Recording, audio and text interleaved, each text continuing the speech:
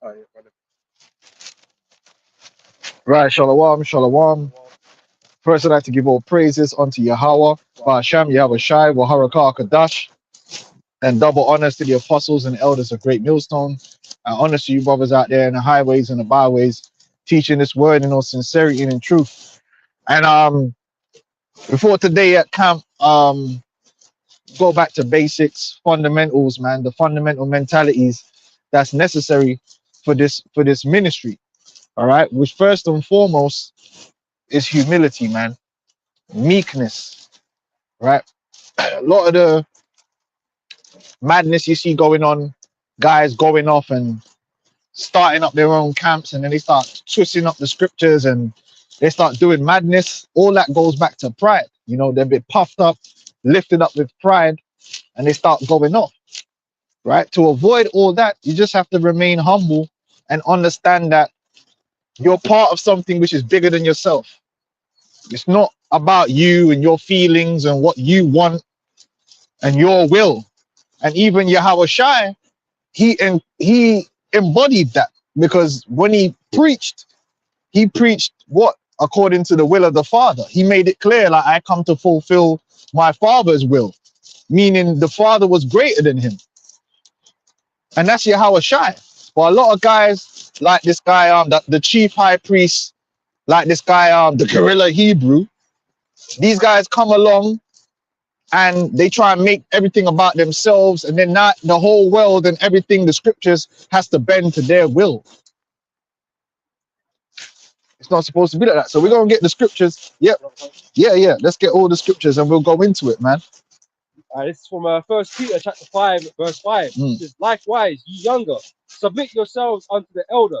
Yea, all of you be subject to one another. Right. Submit yourselves unto the elder. Now we got elders, man. The apostles and beginning with Apostle Tahar, Apostle Gabar, Apostle Rakar, Apostle Arimlab, the elders underneath them. You know, Elder Manatazak, all the elders, man. All right, you know. Then you got elders below them. You know, from the various camps. From brothers know. All right, there's an order. Now, when you come into this truth, you have to respect that order. You have to respect that you're under that discipline through the spirit of Yahweh Hashem Yahweh Shai. And those men, right, have been put in that position for a reason. They were put there for a reason, and they've earned being in that position through experience. And you're just a young man. You're going to have your own ideas and the own things you want to do, but that's the whole purpose of discipline. You got to deny yourself and be under that discipline because it's for your own good. And that goes for any walk of life. Any walk of life, when you come in there, you need to listen to the experienced man before you start going about trying to do your own thing. Most men that go on that whole, youthful, prideful rampage always end up coming a cropper, because they don't know nothing. You barely been alive, and you just out there. Okay, you gotta listen to your apostles and elders, man. They know better. Yep. Yea, all of you be subject to one another and be clothed with humility. Clothed with humility. Be humble, man. A lot of guys come in the truth and they're in their mind, this truth is a vehicle for their like exaltation. They don't want to go through the process. You know, let the Lord honor you. Let the Lord exalt you. Be humble and go through the process. They don't want to hold signs. You know, they don't want to be a reader. They're looking at the elders and really they're like, I want to be the elder, but not because you want to have the honor of doing that and doing it well and doing it properly. You just want that chief position. You just want the status. You're chasing status because of your pride and your ego.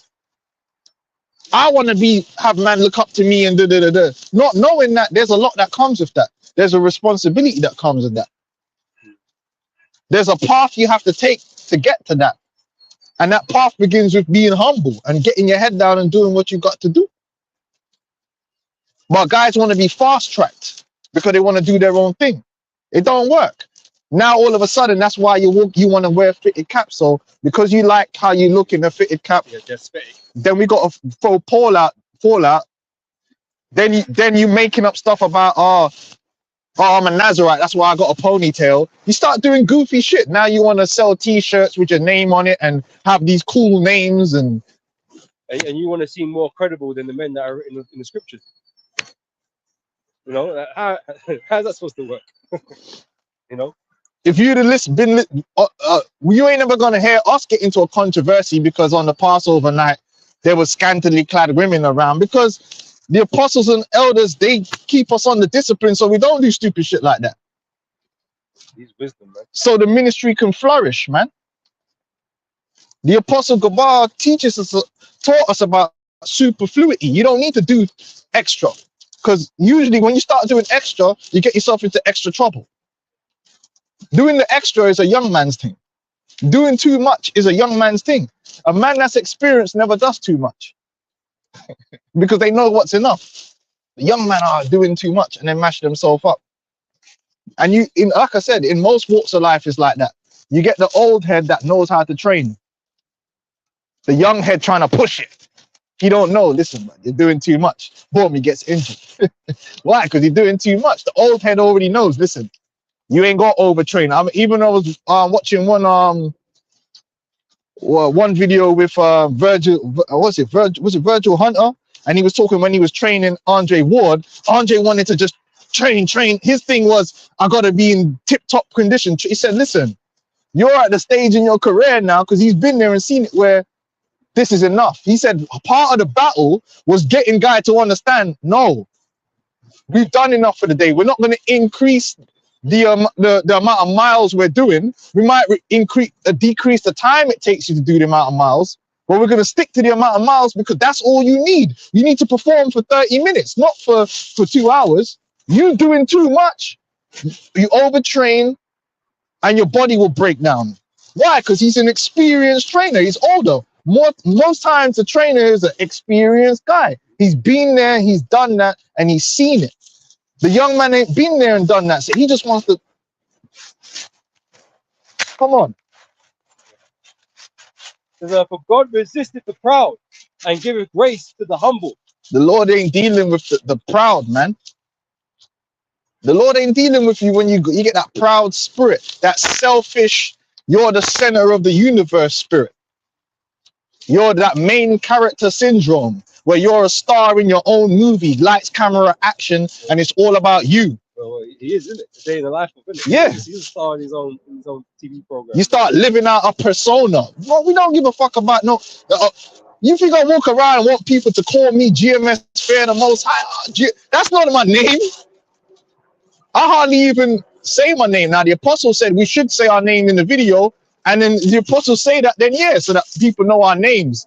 But that's just for you to know my name. I don't need you to sing praises to my name and yeah, because it's really not about me. I'd rather you give all praises to Yahweh Hashem Yahushai than me. Oh, the man's making up alter egos. I'm the gorilla Hebrew. Why? Why do I need that? They sound exciting. I'm the gorilla Hebrew. All that just shows you your mentality and what you're doing. That's what rappers do. Like, rappers got their name and then they got their persona, their alter ego that they're promoting in their music. Like, you got Dwayne Johnson and you got The Rock. You know what I'm saying? Like, we don't. And Dwayne Johnson don't sell as much as The Rock. So. And your brand. Yeah.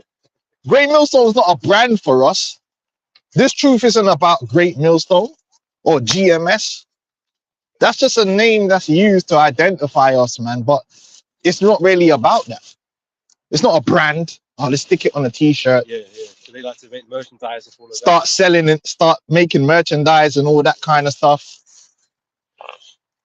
Pride, all that stuff, it just comes from pride. And now you're starting to put other things before what the Lord wants and what the Lord said to do. ISUPK, there's other things more important than God. Now you're doing your own thing.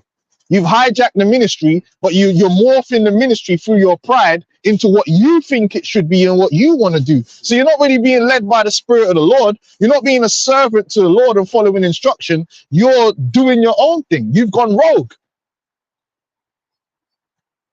You gone rogue, man.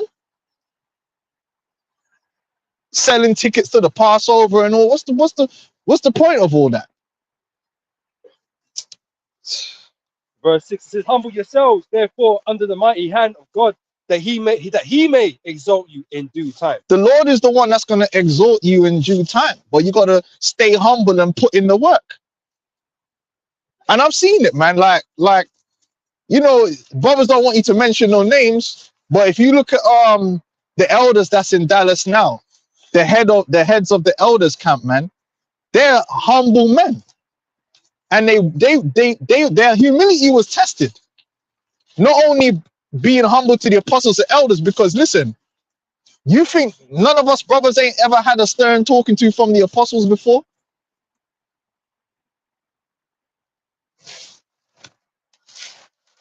You think the apostles you ain't had to get a phone call or yeah, what you doing? And you have to humble down and be like, yeah, you know what? Let me just. Well, it's at moments like that where the Most High is testing your character, man. That's what it is. That's how you got to see it. For you to remain humble, your character's being tested, man. And it really reveals a person. Reveals them. It reveals a person, you know. Even sometimes having to suffer. A lot of brothers that are camp heads now had to suffer under a wicked camp head. Remember the Chicago, you had Patak, making guys do press ups and all kind of crazy shit. At Dallas, you had what's that nigga name again? I'm a Shabbat Allah. Yeah. And he was a demon, man. But Elder Ariala Yeshawamba were hella humble. But the Lord exalted those men to be the leaders, and you see how the Dallas camp just flourishing under their leadership, right? But they were humble.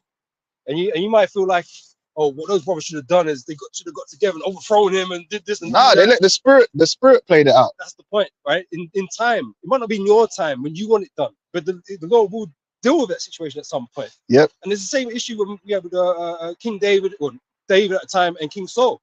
Yeah. Right. David wasn't interested in taking over, you know, doing Solwyn and taking his place. He could have killed him. He could have killed him like 3 times. But David didn't want to think. That, man. Yeah. He respected the order.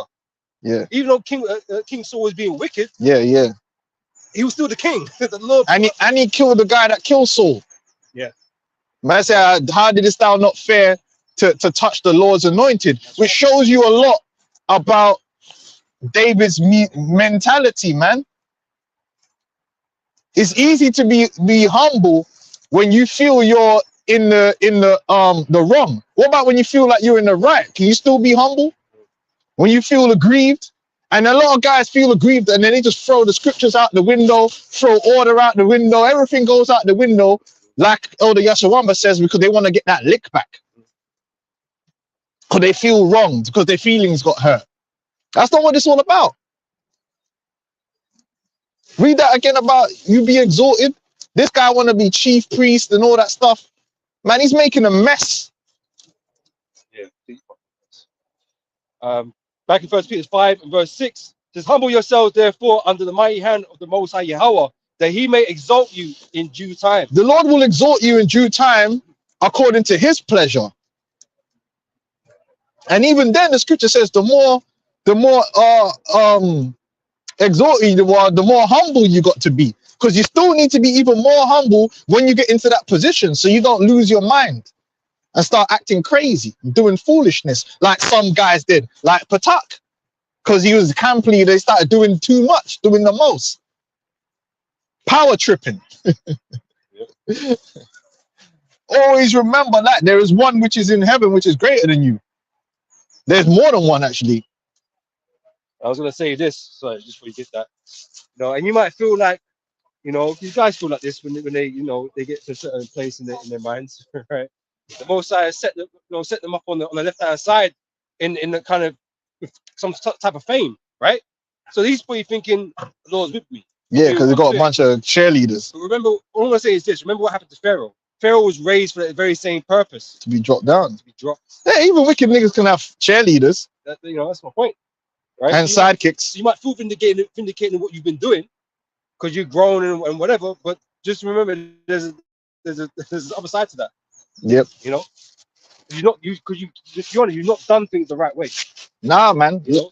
And like I said, going back into this guy Sakari, we was there. This guy, see, some guys weren't there. We seen the rise of this guy. This guy was always causing contention and problem wherever he was. And he was doing little underhanded things. I was there, you know, doing little underhanded things like he'll pick and choose what elder he'll ask the question from because he feels like that elder he can manipulate. And you know, nah, man, he knows that. But he thought I know the elder he tried to manipulate, but you see, a lot of men don't know that the elder knows what you're doing. And he be like, hey man, yeah, man, you know, I'm just gonna let him have more rope to hang himself, and he hanged himself. But this is the elders always say, man, they've seen you guys 1,000 times. Yeah, many times before, man. They've come and gone. Try to be slick first, you know. And through our time in this room, we see the same thing. You know, things similar. You know, we've seen guys that come in and do what they do with the fucking manners. Come like with a fake humility. Yes, you get them guys that come with a fake humility. But you see what, man? You could act humble or talk humble, but in the end, your deeds are gonna show forth, man. That pride is gonna show itself in your actual deeds and what you do. Oh yeah, you know, double honest to the elders, but you don't respect anything the elders say. That's crazy. Gaslighting, leading questions, trying to pick elders off one another and stuff like that. Yeah. We've seen that, man. Yeah. The proud demon, but the scriptures talk about getting puffed up, knowledge puffing up, especially when you learn a few scriptures. Listen, learning and reciting the scriptures doesn't mean you have the ultimate understanding of the scriptures, because the longer you're in this truth, the more these scriptures actually open up to you, even basic scriptures. There's deeper levels of understanding that you might think you have when you're 2 years in, but brothers will tell you, another 2 years, you understand the scripture even more.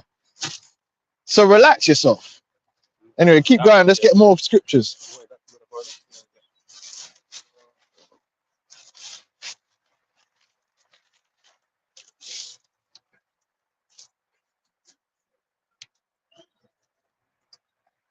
This is the book of Matthew 23 and 12.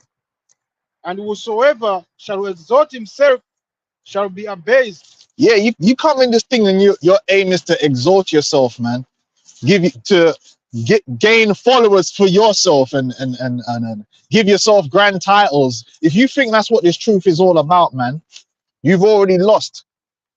This ain't about that, man. All right, when you come out here and teach, you got to remember that you're a servant. You're coming out here to minister. You know, even to the babes that's just coming in, you're here to serve that man. To teach him, to feed him. That's a minister. That's what it means to minister, to serve. You gotta come with that humility, man. The fame will come, the honor will come, but the most important thing is doing your job correctly in the sight of Yahweh Hashem Yahushua, serving our Lord, man. And that's why the main thing is what? The doctrine is correct. Make sure that our doctrine is the Lord's doctrine. No matter how you feel about it, I got to teach what is in the scriptures, what is the correct thing. I'm not going to twist up the scriptures for my own benefit or for my own feelings or to gain more followers, because I don't want the followers are not mine. It's the Lord's. Well, what did Paul say? You know, you're like Paul, but Paul said he did everything for the elect's sake, not for his own sake. You know, and the same with Yahushua, he come to do the will of his Father, not his own will. Yeah, that's it. You know, and we're all meant to come in that same mindedness, not here to do our own biddings, man, to do for our own selves, right? This is a commandment that we gladly follow, man, because it's purely just the right thing to do. This is what is asked of us as Israelites, man, as men that have been chosen out of the world, right, to follow the land wherever we go.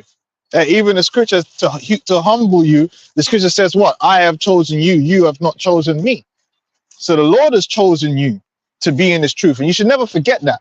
Because as easy as you think you got this thing, it's as easy as you can not have it, because we've seen it.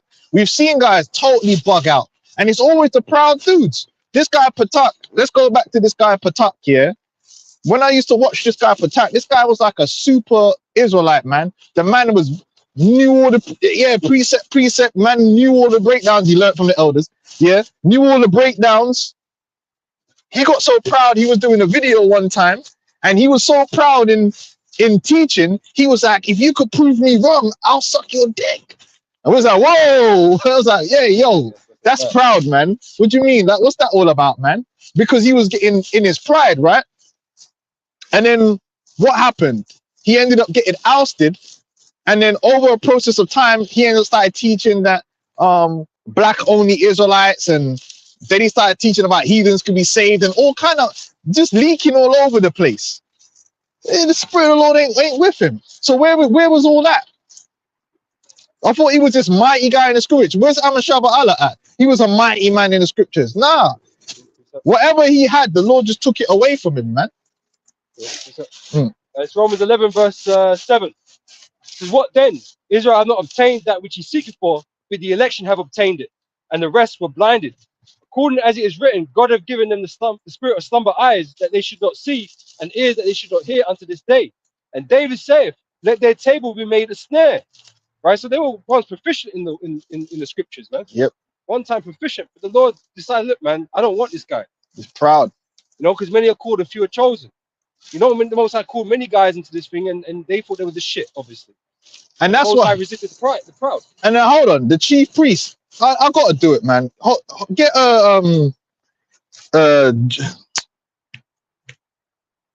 this is Deuteronomy 22, 28. The rape thing. The dude's so proud, right? He's meant to be the chief priest, no nonsense on the law. But when it comes to the scriptures on the so-called rape, yeah, he couldn't handle it. He started butchering the scriptures, man. He started butchering the scriptures. I thought you're meant to be the chief high priest. If you're meant to be the chief high priest Levite, your job is to just call the law like it is. They say justice is blind. You gotta say what it is.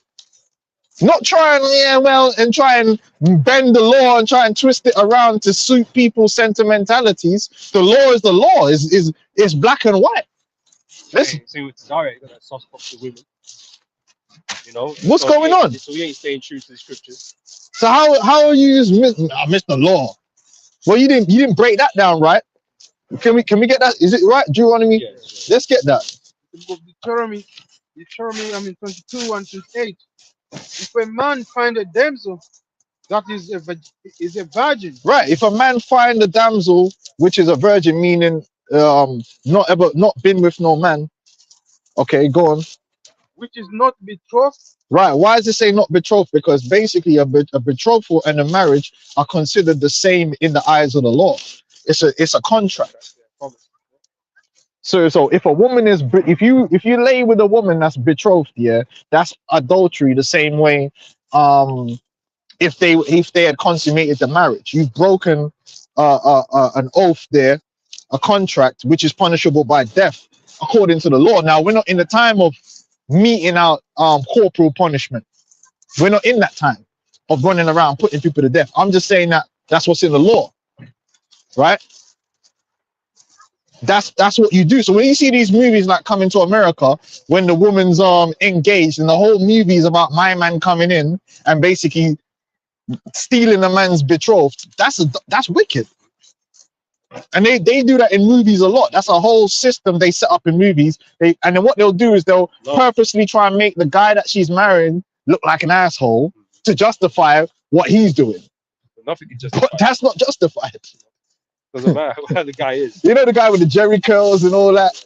That whole film is actually about adultery, because she was betrothed to the guy. But then the whole premise is like, oh, but he loves her and all this kind of stuff. Like love is an overriding thing. Like love can override the law. No. It don't work like that. It don't matter how she feels or how he feels about the woman. But he needs to stay away from that woman, man. Yep. You know, And that just goes and showing up with these Christian man. Hey, love can lead you to do wickedness in your own doctrine, and that's why you can't just promote love. You have to have the balance, man. You have to have things right. Well, love is the keeping of the commandments, man. That's what the scriptures say. Yeah, that's directly breaking it. So yeah, Bun coming to America. We ain't coming to America. I'll tell you what is coming to America, man. Thermonuclear destruction. That's what's coming there. Yeah, let's carry on with this law. And you see, once you shed all that pride, man, you could just deal with the scriptures as it is, and you're willing to take the heat because you're humble. So listen, man, this is the Lord's thing. So we just gotta do it like that. I ain't gonna try to twist it around for my sake, because you don't feel right to you. Go on, up. And lay hold on her. Like lay hold. Now the word there for lay hold is the same as when the scripture speaks about if you got a gluttonous and rebellious son, you lay hold. That's basically grabbing up someone against their will. That's what it means to lay hold. Yeah. So let's paint the picture. The man find a damsel that's not betrothed, right? And he lay hold of her. He arrested her. He grabbed her. Go on. And he lie with her. And he had sex with her. Now, whether she consented or not, it's not an issue. The issue is she's unbetrothed. He took her and then he had sex with her. Okay, what happens then? And they be found. They be found, meaning they find where she at. Like, yo, where's she at? What's going on? And this is actually something you could research, because you see, we research these things, and you know, certain times that's all you need is a little bit of knowledge, a little bit of to give you the understanding. The term, if you want to break it down, is known as bride kidnapping. This is an actual term that you could look up. Now, no, we're not saying, because you know you gotta break it down for simpletons. Just like we're not saying like go super Jamaican and run out in Soho, run out on them with the AK and start shooting up Matty boys everywhere.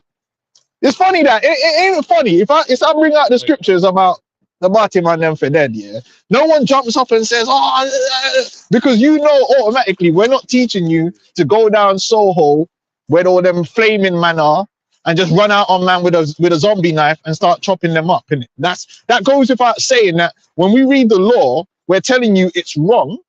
And this is what would have happened to them under the judgment of the law. It's still wrong, but we don't have the power to bring that judgment. Neither should we, really, because we're not really in the time of running around giving out judgment. Because if you're going to start giving out judgment, you got to give out judgment everywhere is due. And then you might find out that same judgment has to come on you. The last time you popped the next man's woman, you're gonna put your head on the chopping block too. Because if we start talking about death penalties, you worked on the Sabbath, that's a death penalty too. So that's why we're not really in that time of running around putting people to death, because then you're gonna find your head on the chopping block real quick.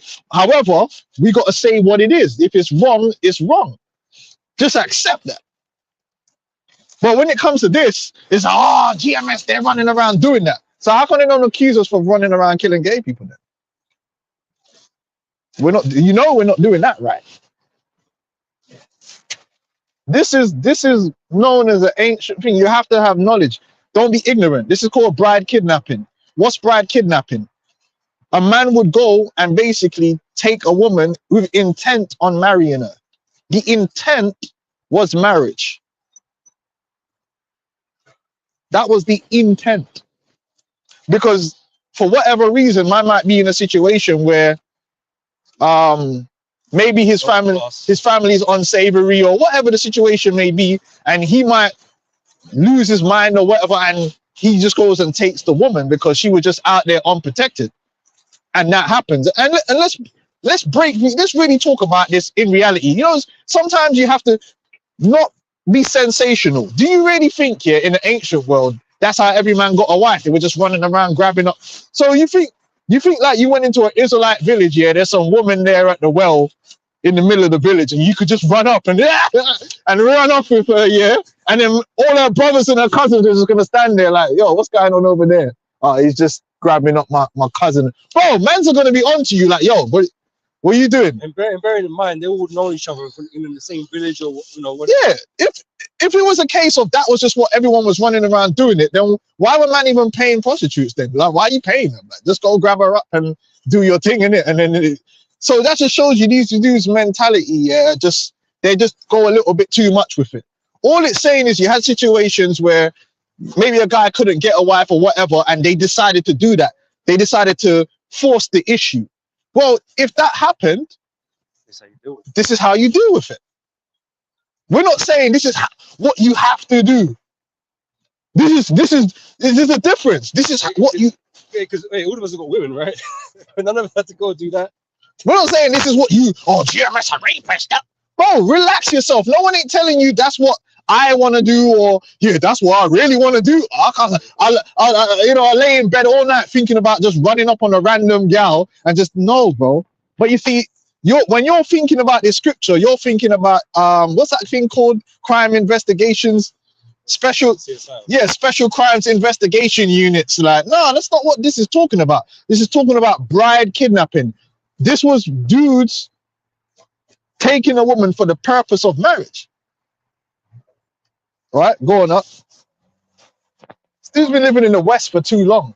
And the man that lay with her shall give unto the damsel father 50 shekels. So this is set dowry. Now, you now have to, they'll set the dowry. 50 shekels is a lot of money. So now you got to pay the proper penalty, right? Which is the dowry, because every time you take a woman from a man, that man needs to be compensated because it's an exchange in property, and there's a reason for that too. And obviously, that can be normally be negotiated because with Laban and Jacob, man spent 7 years getting a wife. And you know, one of the biggest issues with today's society is it's too easy to get punani. It is. Punani is really for men, real men that got their shit together. Punani ain't for everyone. And this the problem in this society is man will be like 14 years old getting punani all the time from random dirty bitches, and you ain't ready. Next thing you know, you ain't no man, you don't know no shit. In the ancient world, you weren't just it weren't like how it is today where man are going out on a Friday night and just grabbing up, getting punani like it's nothing. The ancient world, like, bro, you had to work and put in work, and then even then you have to get that money, and then you got a wife. But in the process of all that, by the time you got a wife and did all that, you was a fully functional man that can do your thing and you can have your family. It ain't like today. A lot of these young men are destroyed today because pussy's too easily accessible, and they're not even men yet. That's the truth. We live in a society where pussy's too easy to get. There's no discipline on sex. You're not entitled to vagina. Vagina's not an entitlement. Really, in life, you're supposed to earn your position to reproduce and get punani. Some men shouldn't be reproducing. They shouldn't be getting no punani. You need to go do some work, my friend. It's true. You need to work on yourself. I'm just saying it like it is. Don't think that the ancient world was like how it is today, where every man was getting a piece. Well, some man weren't getting none. I'll tell you straight. I got to go work. All right. So you had to compensate now because of the situation and the fact that you forced this marriage. It's got a penalty of a set amount that you have to pay. So you couldn't even negotiate it down. No, it's got to be 50 shekels. Now, if it was an agreement thing, you might get away with 10 shekels, 15 shekels, depending on what it is the father wants from you. You know? But in this case, it's 50 shekels. Right? Go on, huh? Lay with her shall give unto the damsel's father 50 shekel of silver, and she shall be his wife. Yeah, that means it's confirmed, right? So the whole transaction is complete, and she gonna be his wife. And guess what? He want that woman. And the Bible tells you this, that a woman can be with any man. In the process of time, they're gonna be all right.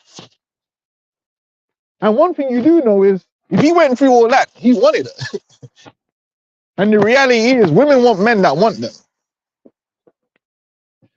Yeah, women want men that want them. The worst thing that for a woman to feel is unwanted by a man. I'll tell you that for a fact. That's the worst thing for a woman to be with a man that don't want you. That's why they bug out when you go and get in another woman because they think he don't want me no more, and it hurts them deep down to the core. I don't want me. You don't rate me. You want to piss a woman off, yeah? Don't get hard, man. She's pissed. She's like, what's going on? What's wrong with me? She want man to have Right. that rise towards her, man. Women love it, man. But what's happening here is a marriage. He's not getting beaten. He's not getting 50 lashes. Yeah, he's not getting put to death. There's a marriage occurring here, and that's all the apostles was bringing out. And man's blew it out of proportion, got super emotional, didn't take the time it takes to digest it and to understand it, and went straight to destroying the scriptures for their own sake. But this guy and this guy Sakari did that, and he's meant to be the chief priest.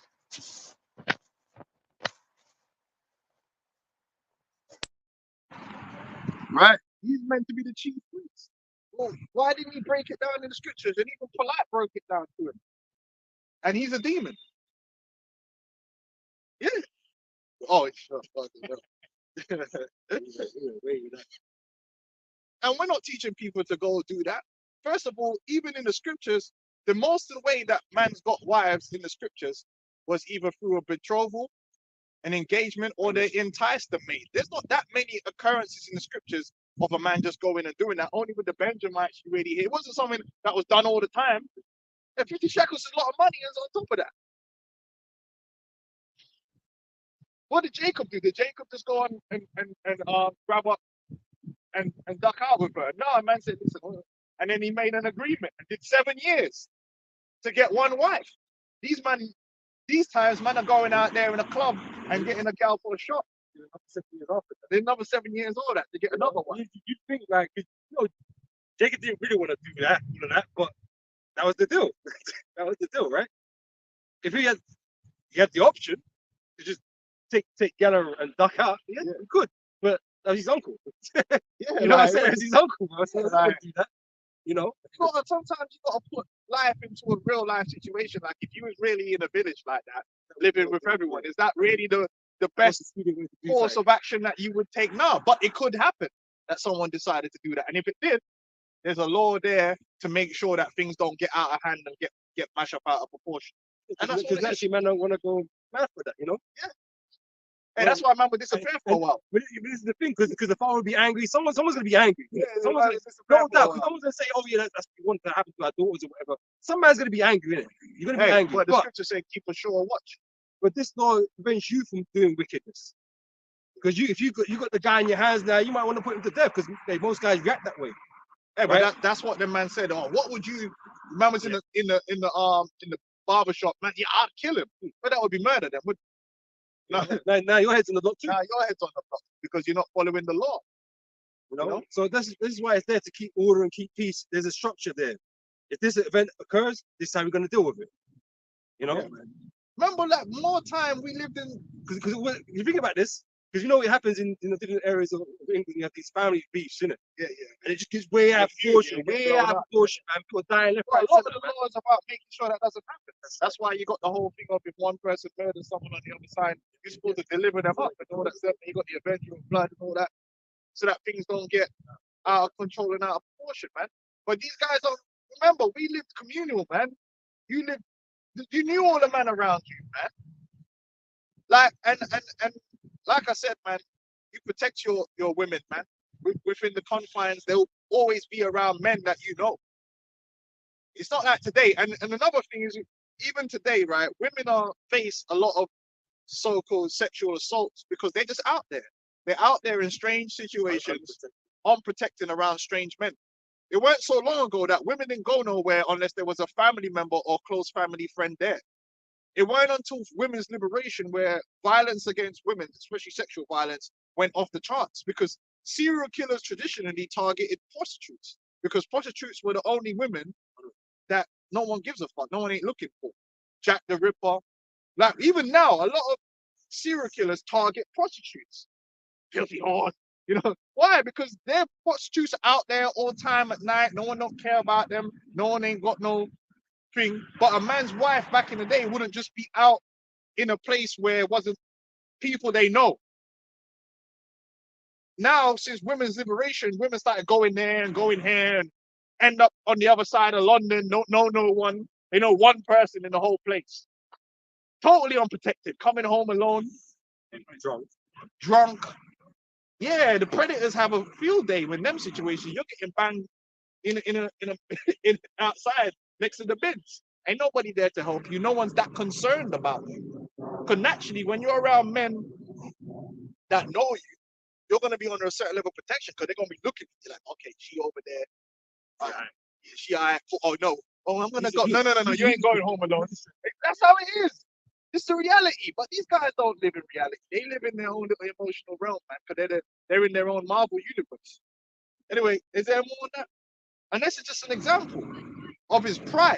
But he meant to be the chief priest. So say, because he has humbled her. Because he humbled her. Once he's done and had sex with that woman, right? He's imprinted on her. She's really ruined for the next man anyway. Because really, a husband and wife, right, is supposed to be a unique connection and union and experience, man. How you gonna have a wife and the next man dealt with her wicked stuff? Well, I didn't say, man. She become flesh of my flesh, bone of my bone. You become one. You've joined it. You know how intimate it is? Man's got his penis all up inside you, man. For a woman. You know what I'm saying? Nowadays, we live in a goofy world where dudes think that they got something special.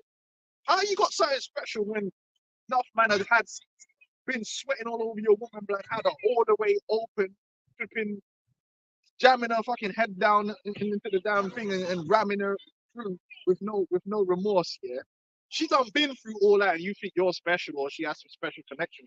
No, she don't. You're not special. She's been there before, she's done that before, she was acting just the same. And she got man that dashed her away and she's still thinking about that man. Oh, maybe we could have worked that out while she's there with you. Especially nowadays where these women have access to the top dons. She done been with 6'4" rich dude that done wine and dined her and done every damn thing under the sun to her in the bedroom. And now she's with your short, broke ass here. And you think she don't think about that dude left her. She tried to call him and she got blocked. Which means he the one dropped her, like, you know what I mean? So that always is with her. That's why the society's so messed up. A lot of men are walking around with women that they got 2-3 dudes in their past that if the guy came back into the picture, they'd be like, oh, because really she wanted to be with that dude.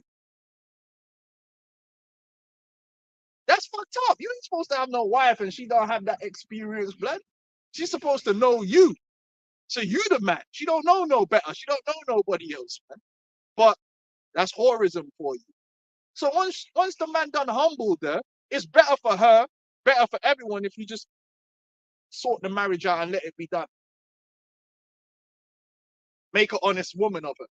Because next man ain't gonna really want to deal with her on a wife level, knowing that next man then split her open straight raw. Look at her the same. Innocence is gone, man. This is a reality, man. That's a problem that we can't get over right now, man, because they've done so much dirt and they're expected to find a good husband, man. You ain't gonna find that. They ain't gonna look at you like that, man. That's why you could have really ashamed of the numbers you put up, man. Really, that's what you don't want to talk about it. Man have done, man have done dealt with wicked stuff. Had you throbbing, man. Fuck out of here, man. Anyway. And you could be pregnant. Yeah. And you could be pregnant on top of that. That's ruining the whole thing, man. But back here, Romans 11. Pregnancy don't bend your ass out of shape, and then now, man. I mean, when you done it, you all right because you're connected to that woman. But really, do you really want the next man's baby mama, man? It isn't up to me. You know what I mean? It's not up to me, man. Bitch, Never sure. you ain't getting the fresh thing, man. Listen, man. Sometimes you gotta buy the pre-owned, but it ain't the same. It's never the same. You get a pre-owned, something that's pre-owned. It's never the same as when you get it fresh and you get to. There's something about taking it out of the pocket, the packet, and you get to rip the layers off that thing, man. It's different. Tell me it ain't different, man. It's different. When you get in it second hand, them hand me down things, man, it's like, And shoes, the shoes in it, fits your foot. yeah, but it's got that fresh smell, that fresh look. Now, when you wear it down, it's yours, so you have that connection to it. Oh, I like this jumper. I've had it for years. But if you had to get that jumper after the next man had it for years, you wouldn't go, this old ass funky jumper. Hey, man, it's crazy, bro. Back in Romans 11 verse 9 here, it said, David said that their table we made a snare and a trap and a stumbling block and a recompense unto them. Right, so there's certain hurdles that man you just fell over. Man. The Lord's had you with the scriptures and that, but the Lord's taking understanding away from you, man. It's had you have an adverse reaction to it. It's prevent you from understanding. Because you wanted to wear a fitted cap, and I can't get over it. It's so childish, man. Like, you come into a thing, you're part of something that you see is beautiful, no matter which way you slice it, yeah? To be among the brethren in this congregation is a beautiful thing. Beautiful brothers. Like, yeah, you have situations that happen now and again, and brothers sort it out between each other, but it's a beautiful thing. In terms of teaching the word, it's beautiful. It's beautiful in terms of pushing out this work, like doing the work. It works and it's beautiful. And you want to upset all of that because you want to look good with a fitted cap on. You just said, you know what, to hell with Paul and all that. I want to wear a no, think of it. And the thing is, right, like, you want to wear a fitted cap off camera when you're not teaching, that's up to you, isn't it? But no, he has to. While he's teaching, he has to have it. On. Right. So all, like, think about the mentality you have to have. Even if you wanted to wear a fitted cap, even if you thought it was okay to wear a fitted cap, just for the sake of peace and doing the work, you don't need to wear the fitted cap to teach the word. Just be like, okay, I just won't wear the fitted cap. No, I need to make a big deal about it and kick Paul out and come on, man. Dudes are proud, man. Hey, but this is the thing I was covering during this week, one of my videos, right? That these guys, and not just Alazar, just guys like that in general, innit? Right? They got that rebellious spirit, man. They got that Cain spirit. That know what the right thing is, but just don't want to do the right thing. Self-will. Because they want to do what they want to do, man. Cain knew what was an acceptable sacrifice. I'm sure Adam would have told him that, because Abel knew. But he's like, I don't have to do that. I'm just gonna give him this, and that'll be good enough. But it wasn't, and you got rebuked. Cain didn't like it. He didn't like it, and what did he do? He went OTT with his madness, with his wickedness. He killed his brother, right? It's the same with LSI. They double down in their wickedness, in their foolery. That's the spirit of Cain. They don't want to be humble. They don't want to be wrong. And you can't be wrong because now you've built yourself up as the grand chief. You can't get it's part of your ego that you're always right now. So you have to be right, Can't be wrong.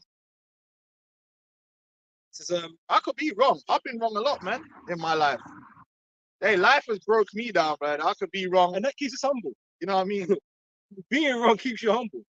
You can be wrong, you can make mistakes, you can get punched up. It happens, man. It happens, man. You could be what is it like? Because you got guys trying to be very intimidating. What can we do? Yeah, you're just there, bro. You know what I'm saying? You got to embrace your humanity. You know what I'm saying? You just got to realize, you know what, man. We're not here to look big and mighty before everyone that comes up to us, man, bro. Hey, sometimes you can't do shit, innit? All we're here to do is teach. You're not here to fight the world in a fight, fist to fist. So we're not here concerned about how we look. Oh, them men are cowards. Fuck all of that, man. Fuck all of that. Does it matter? Are we doing the work of the Lord? Yes, that's all that matters. How we look to you, to the outside people, who couldn't give a shit. You're not that important. That's just what it is, man. Corinthians 8 and 7. But when you sin, so but when you sin and so against the brethren, and you wound their weak conscience, ye sin against Amashiach. Wherefore, if meat make my brother to offend, I will eat no flesh while the word standeth, lest I make my brother to offend. Yeah, sometimes even you just you know what, man, this guy's gonna get offended, so I'm just not gonna do it. Sometimes Sometimes you gotta be like that. Just be humble, man. Put something before yourself in it, before your desires. Man. Some things are not necessary, man. Some things might not even be a matter of law, but if the elders are asking you to do it, then just don't do it. It's not that important. Oh, I don't want no brothers doing certain things on Facebook. Oh, that's not in the law. Yeah, but was it that important then to just be obedient? Sometimes you just need to be obedient, huh? Yeah, just be obedient, man. What's the reason for this, man? It's not necessary. It will be alright, man. But guys just want to do their own thing and get lifted up in pride, man. And it's gonna be to their destruction, man. Remember humility. You can't go wrong with that. Did you still have John? Was it John? Yeah. Yahweh Shai is a prime example of that. Even Yahweh Shai followed the script, man. What's wrong with you guys? He was perfect. And even he stuck to the script, man. He'll just go doing his own thing. Freestyling. He start making up his own prophecies and that. Go ahead. Yeah. So book of John 7, from 16. Yahweh Shai answered them. What did he say? It's about Sakari. He says something about Russia's gonna rule for a minute. Huh? Yeah, man. When the scriptures say that America's the hinder most of the nations, and this is what happens, man. You go out there, you start doing your own thing, and then inevitably now you need to differentiate yourself. So you start making up your own breakdowns, and then it gets goofy. He's teaching that America, when America goes down, and Russia's gonna rule for a little while, or some stupidness like that. Bro, America's the last kingdom before. But America's destroyed. Yeah. When America's destroyed, Yahweh Shai's gonna be. Yeah, but I know that, brother. But it's not me. I didn't fucking come up with it. But that's what happens, man. This is exactly what happens. You start doing your own thing, and these things happen, man, because you gotta make it your own. Maybe they can do unity camp for Sean and Yeah, you all get, these bugged out doctors, man. Just put together in it. Fuck it. and then unity camps is again vanity, man.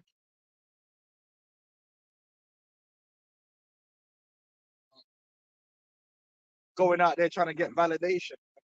It's main character syndrome. John 7 and 16.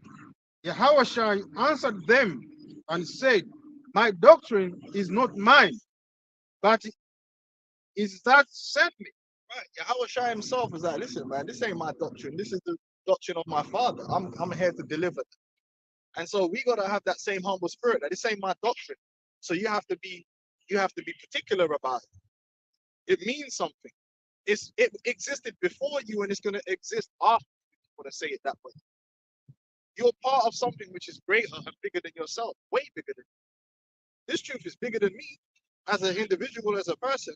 So I need to take it seriously. I can't just start twisting and changing it up to suit myself. Who am I?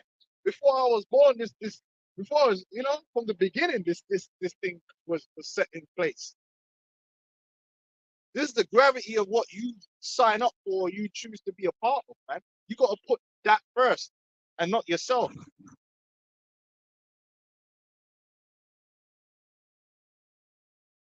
That nigga lucky that he really in this Hebrew Israelite thing, because if he was acting like that in these gangs, like how he wanted to be, he'd probably be dead already. Because that's how niggas act in gangs, innit? They do all this stuff. You study the history of gangs, that's why gangs always splinter and always fall apart, and niggas are constantly getting killed. Because one thing that we know that happens in these gangs is that there's always a guy that wants to be the man, innit? And is looking for that opportunity to be the man. Then the splits happen, and then the guys that used to be friends start shooting each other, and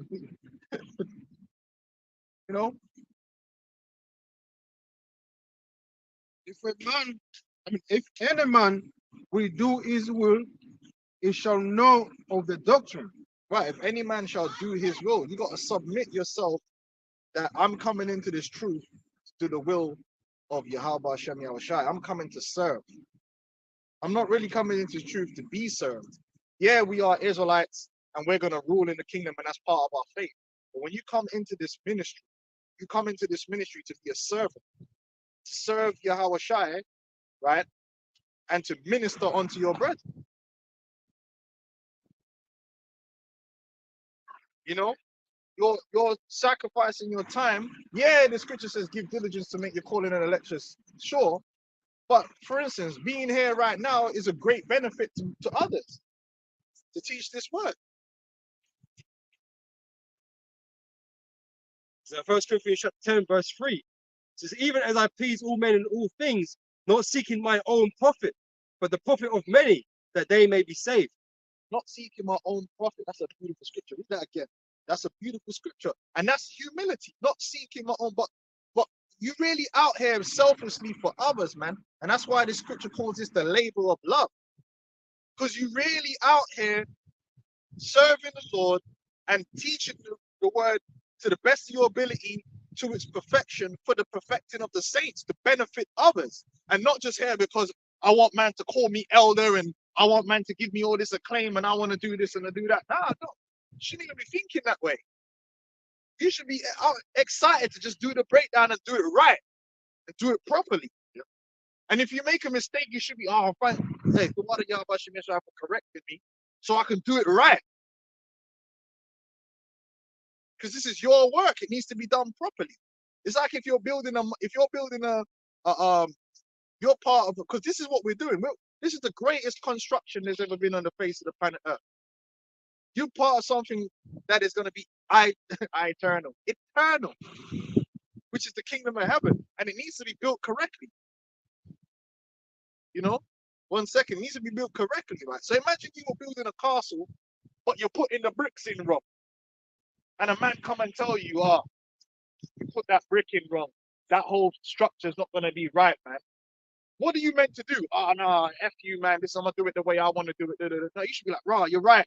If that's error, no, I need to redo all that and do it properly for the sake of the building, because this building's going to be forever. That's what's more important. What's not your shame because you did something wrong. The most important is that we get it right for the purpose of the building. So the building is sound. But you don't want to look like you was wrong or so now, no, it's fine. No, man, it's not fine. You don't know what it's It could go that way. No, it can't go that way. There's a way that's prescribed in the schematics, and it needs to be done that way. We know cowboy building over here.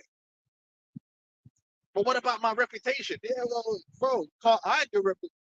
It's better to be the one that admits they got it wrong and correct it than to be the one that don't admit when they're wrong and then your reputation completely destroyed when it's built and then it collapses. Then your reputation is completely gone. Sometimes you have to know when to admit your fault and make the correction. And I'd rather hire that guy than the guy that never admits his fault here and just does things wrong and tries to hide it, cover it up. Them botch jobs. Hey, or if you go, like, if you work with a proper, like, because I know certain Montserrat man, old school Montserrat man, like my uncle, man don't do botch jobs. If he do a job for you, he's going to correct. If he starts doing that job and something is out of line and it's not correct, he's not going to botch it and try and make it correct. No. I know it's going to cost me time and I've got to take that money onto myself, but I made the mistake, rip it all out, we're doing it again until it's done properly. Because that's how it needs to be done. I'd rather hire that guy than the guy that's going to, we made a mistake. Oh no, but if we can make it look like it's all right. So, I can look like I always get it right. No, man. And that same thing goes with this truth, man. Same thing goes with this, especially with this truth. You have to get it right. If you got it wrong, you need to go back to the drawing board and do it correct like how it's supposed to be done.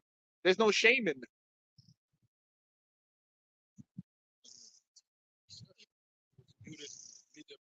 Specific measure and the Specific measures and instructions, man. A lot of these guys, they can start to see that the MOTV is the implantable microchip, but that pride, man. Because if I come out and just say like these men were right this whole time, it makes me look bad. No, actually, it don't make you look bad. Because it's not about you. It's about the truth. you'd get more respect. Like, listen, that man is able to accept his fault and get it right. That's a respectable man. Right. Save your congregation, man. Giving them the right, giving them the right, Give him the right information. Why would you want them to die just because you don't want to even if it's at your expense, let's say you get destroyed at the end of it, but you could save your congregation. That's what you're supposed to do. That's what you're supposed to do, man. You know, was it the shepherd have care of his sheep, man? You're supposed to sacrifice yourself. If that's the case, if that's what it costs, that's what it costs. You know, for you to admit you're wrong to save everybody else. See it, man. But a lot of these dudes, because of the pride, you know, that's how it's what it is. Even the whole Israelite foreigners thing, there's guys that can blatantly see now, yeah, they're gonna be Israelites that look like the other nations, but they just don't want to admit it because of the pride. Because they don't want their ego to get damaged. They don't want to be wrong and GMS was right. That means your whole mindset is in the wrong category. You lack meekness and humility, man. This is the Lord's doctrine. Get the Lord's doctrine right. Forget about how it makes you look. You could be wrong. Salakia, we're moving on. It's from 1 Corinthians chapter 3, verse 9. It says, for we are laborers together with the Most High Yahweh. Ye are God's husbandry, and ye are God's building. According to the grace of God, which is given unto me as a wise master builder, which is Paul.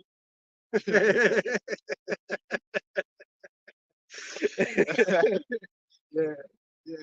I have laid the foundation, and another buildeth thereon. But let every man take heed now how he buildeth thereupon.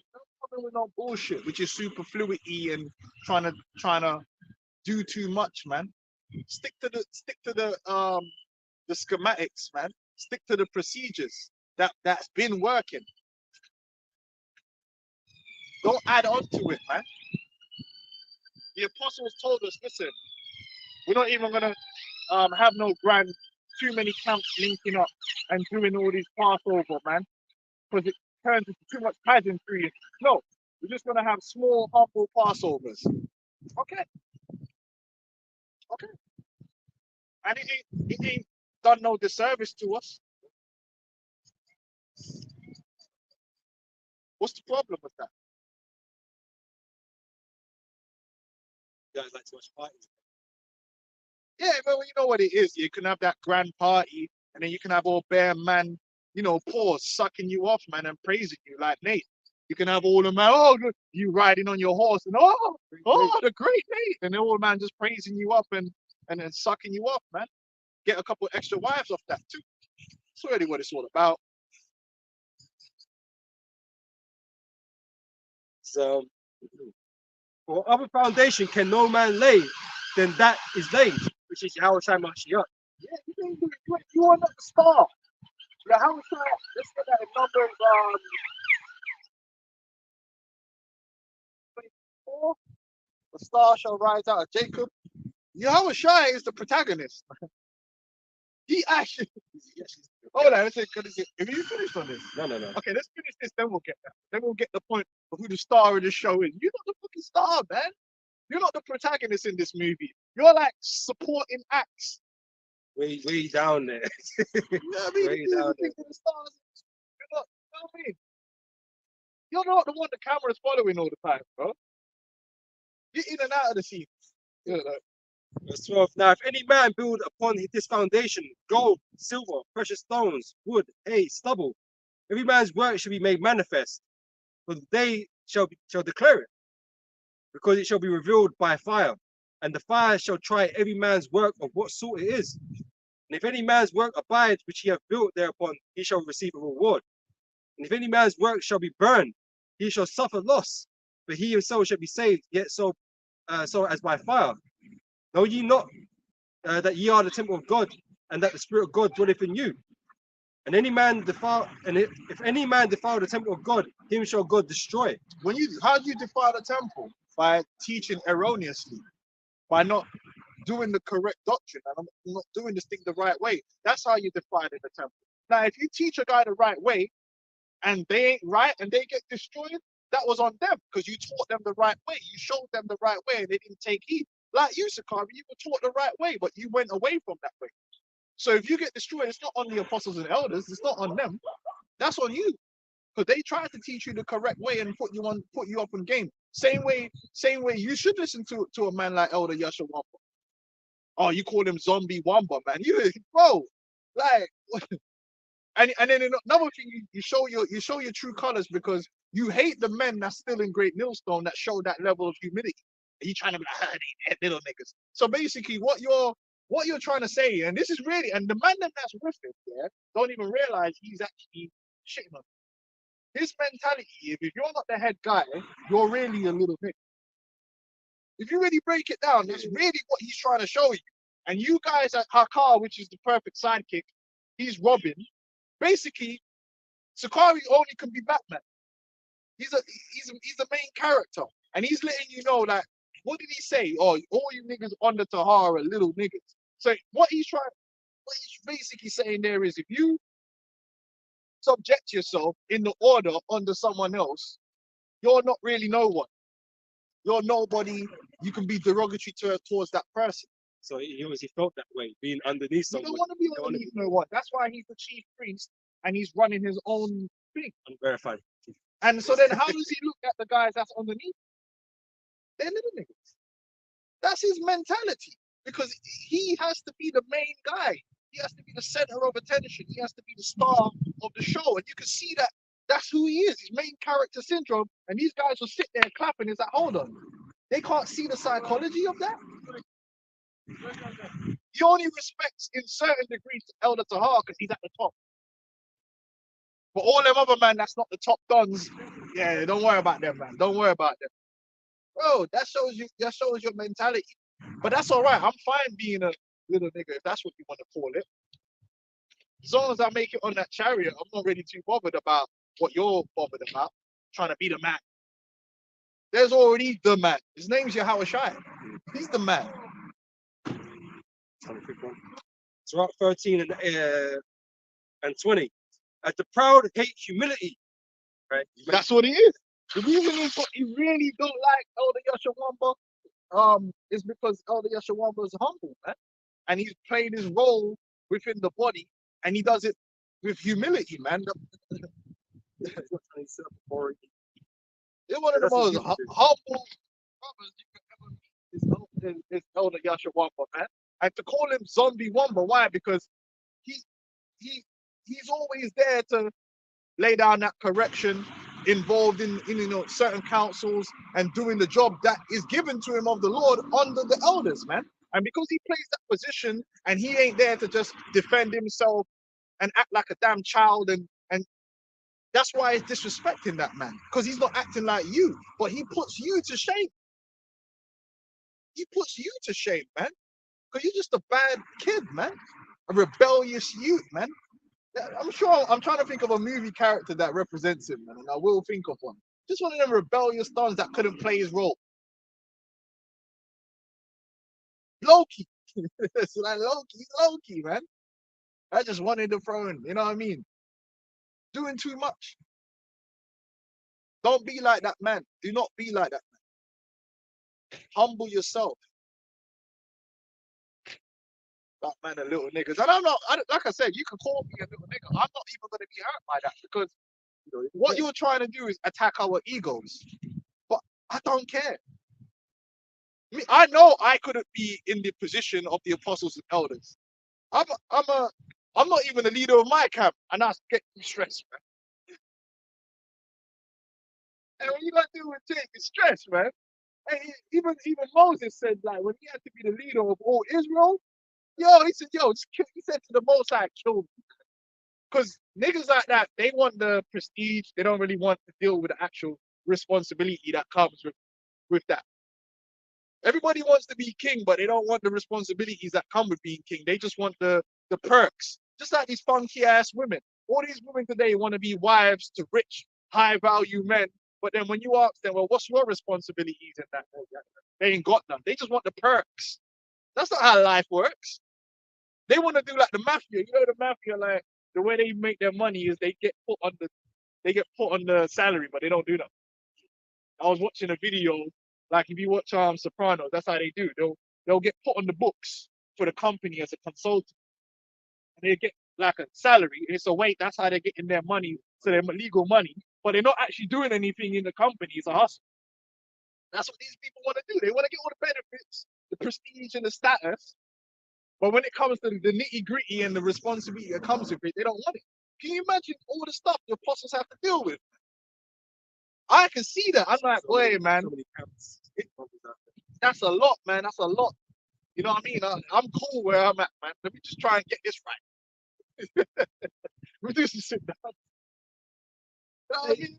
Because most just want to keep it simple, man. Let's Yeah, be real man. about it. You know, Jake love being simple, innit? But some men are in positions where they have to do more. Oh, it's a You know, lot, and man. that's what it is, man. And you have to step up to the plate when it's called upon. That's just what it is. They Man. thirst for the power. Anyway, yeah, the chief priest, man. Anyway, go on. Is that it on that? That was it on that. You got Mhm. something? Yeah, the one I Okay. called for over there, in numbers.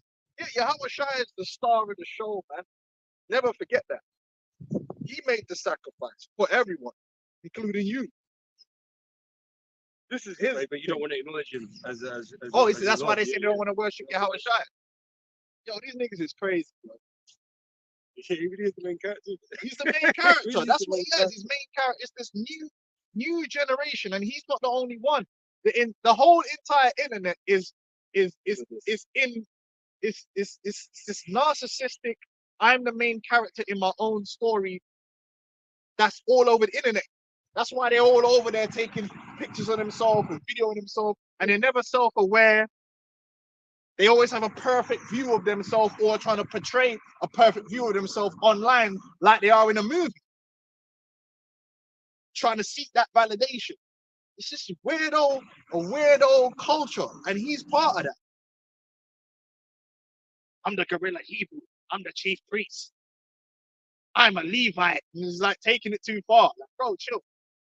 I find you prefer if he's of the tribe of What did Aaron. he say? Only a Levite? Didn't he say something about only a Levite can Yeah, rebuke a yeah, Levite? Bro, what the fuck are you on? What the fuck? What's this guy on, man? I found out he was a Levite and bugged out, man. Why? Because how can I use that to make myself the main character? I would love if he wasn't a Levite, you know. Hey. I'd love him to find out that he wasn't actually a Levite. But guess what would have happened if he was Judah? It Same would have been, thing. It'd be the same thing, but Judah could do I'm this and Judah, so it would have been something else. It's not the part of Judah and all this stuff. It'd be all of that. No matter what try, he would have found the angle. Man, me Issachar, he'd be like, listen, Yeah, yeah. Saul's my cousin. I'm related to Saul, so I should be running this. You can't judge me. Oh, we got the eyes. It'll be something, man. You can read the stars, so you can't. It's because he's a protagonist, isn't he? The book of Ecclesiasticus 3:18. The greater thou art, the more humble thyself. The greater you are, the more you gotta be humble. So is that something you witnessed with Sakari or Elazar? No, you don't see that at all, man. His head's getting bigger, you know? No, Muscle literally. Yeah, that's what I'm saying. The way man's head is, it's like man's on steroids, bro. It's like, Thou shalt find, and thou shalt find favor before the Lord. Many are in. and all he is that he found someone, a sidekick that buys into him, which is Hakar. And the thing is, Hakar thinks he's a bad man but you're just a sidekick Negro that you bought into a demon. You're enthralled by a demon. So your spiritual discernment is non-existent because you've attached yourself you're no different than them grown-ass men that were following a teenager into a gang. That's what they did. Grown-ass men following teenagers into a gang. It's like, bro, where's your discernment? Why are you signing up for this? You following a youth man into some Bloods and Crips? But you would have done that. And you're doing it now. You're following a guy that is blatantly just a rebellious kid. And you're riding for him to the very end. Which, we can respect the loyalty, but your loyalty is misplaced. But you really think you're the guy. What are you doing? This guy is wearing fitted caps in the videos, and now you're wearing the fitted. Anything Sakari says or does, you're gonna ride with it. Rip up all the scriptures. For him. And it's foolishness because he's the chief priest. Yo, man, yo. Many are in high place and of renown, but mysteries are revealed unto the meek. And that was the apostles and elders, man. Mysteries are revealed unto the meek. And like I said before, man, I don't really like to talk too much about this, but I've been around the apostles and elders, and I've seen how they operate with people in the world. I've seen how they operate among the brothers. I've seen what gets them upset. The apostles and elders, they- bro, they hate when people are not brotherly. They hate when people are not brotherly. They're extremely humble. I've met them. They're extremely humble men. They're not bought into themselves. They're not smelling themselves, man. I don't know what to say. It's just true. I had the privilege of meeting them, man. They're like that for real, in real life. They're not. It's not act. They showed me how to be like. Yeah, that's how you got to be. That's why I try and be like that among the brethren, even in the world, man. Try to be humble like that, man.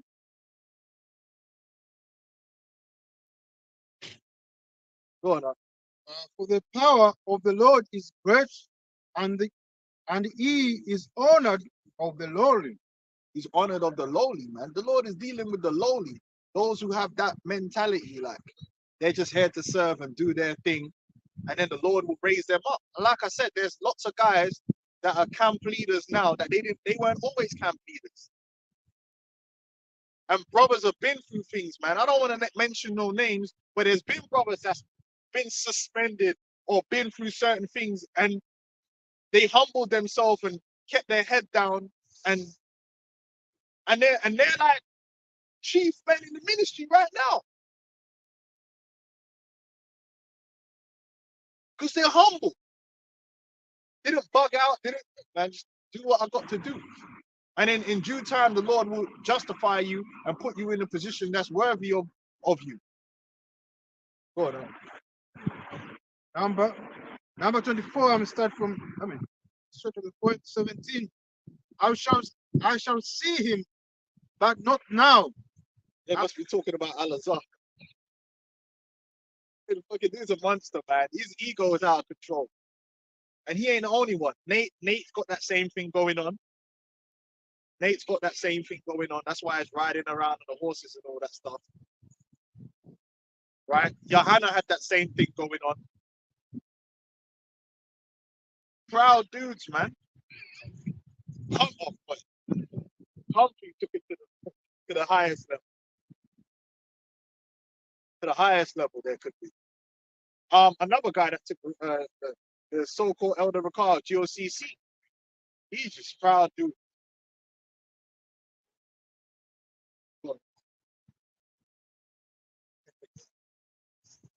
I shall behold him, but not nigh. There shall come a star out of Jacob. Star out of Jacob. That's talking about Yahweh Shai. Yahweh Shai is the main character. He's the star. He's the guy that's in Israel, man. Just relax yourself, man.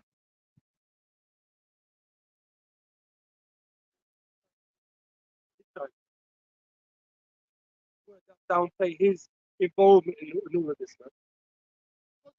But now to give himself some extra credibility. Yeah, well, in the kingdom, the Levites are still gonna be the priests. And bro, relax your fucking self, bro.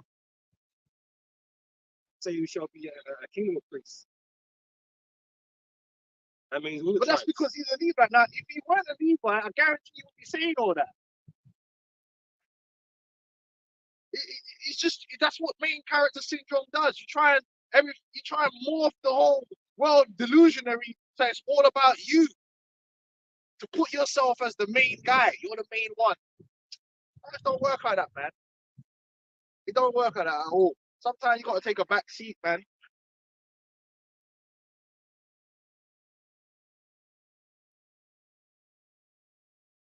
There shall come a star out of Jacob, and a scepter shall rise out of Israel, and it shall smite the corners of Moab and destroy all the children of Sheth.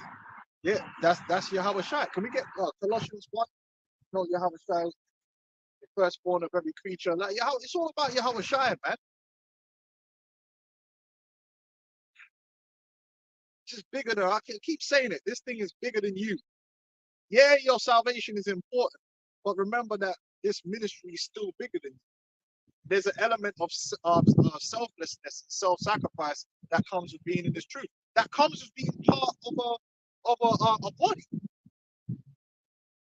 Listen, when you go to war, this is what people don't understand about war. In war, you're not an individual, you know. The purpose of fighting a battle in a war is for you, the body to win. You might miss it. You could be dead, but man.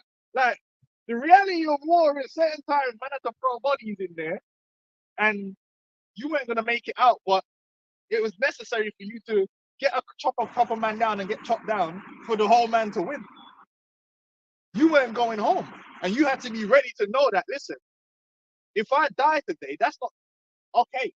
If I got to go down, if we need to break that line, and I got to die breaking that line so the rest of the man them can come through and finish the job.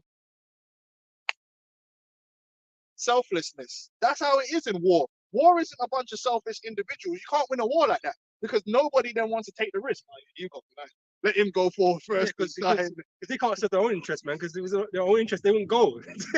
They wouldn't go to war, man, because they don't know they're not going to come back, man.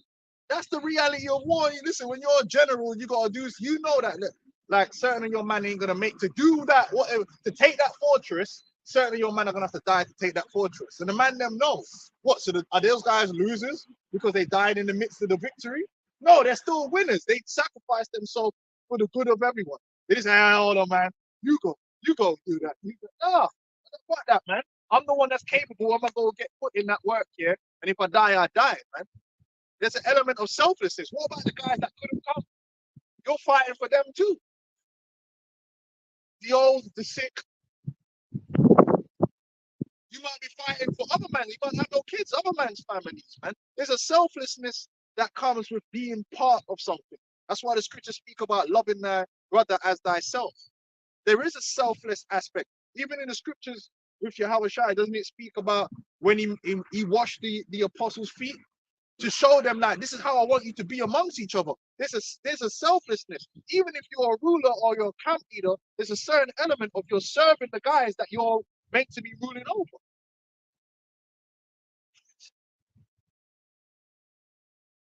There is that aspect of this truth, man. That takes humility.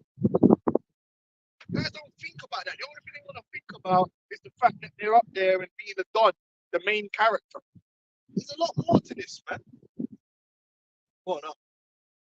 Colossians 1 and 15. Who is an image of the invisible power, the firstborn of every creature? That's Yahweh Shai. He's the word and the will of the perfect word and will of Yahweh Ba'ashem Yahweh Shai. That's Yahweh Shai, man. Perfect. The firstborn of every creature. He was the first spirit created. He has preeminence over all others, man. He's the star that is in Israel. He is him. He's goated. All right. By him were all things created that are in heaven and that are in earth. And even Yahweh Shai was humble and meek and lowly. So what's your excuse? You know what I mean? What's your excuse? You just some big-headed don whose dad was probably a homo. Don't think we forgot about them videos. Hilarious. Who are you? What's your pedigree? Why are you so proud? Where'd you get the confidence from?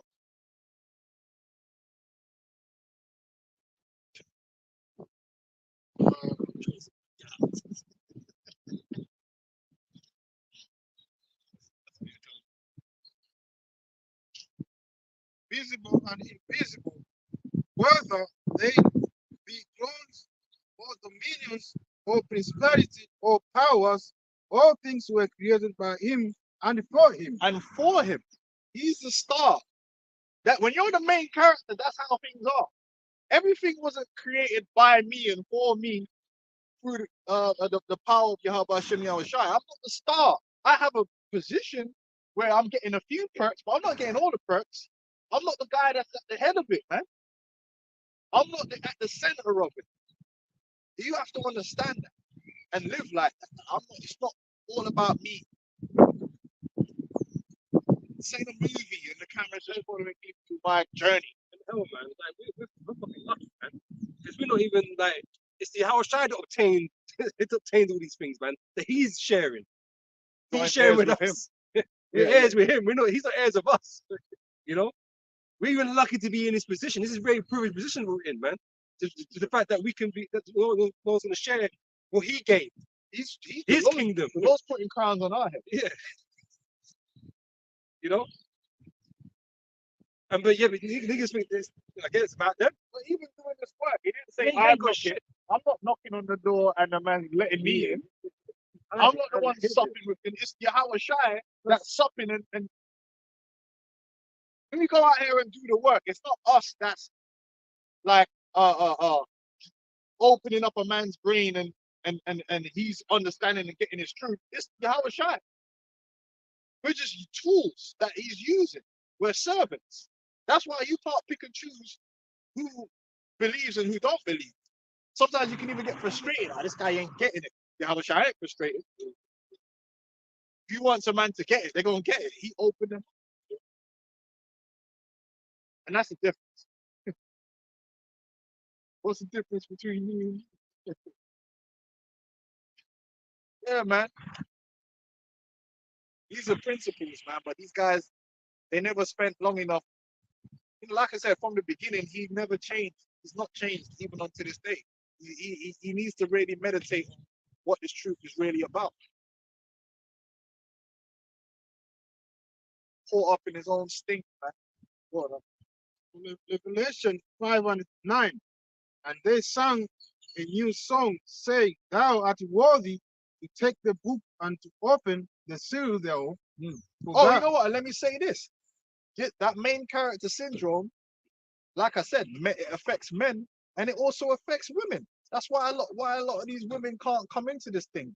Because in this world, women are raised up narcissistic and have a main character vibration about them, thinking that everything is about them. That's how the society makes it. So the man is there to serve them and their life and their aspirations and their delusions. The man is just there to play a role like an NPC to provide that. And so when they meet the men in the Lord and we're like, it's not about it.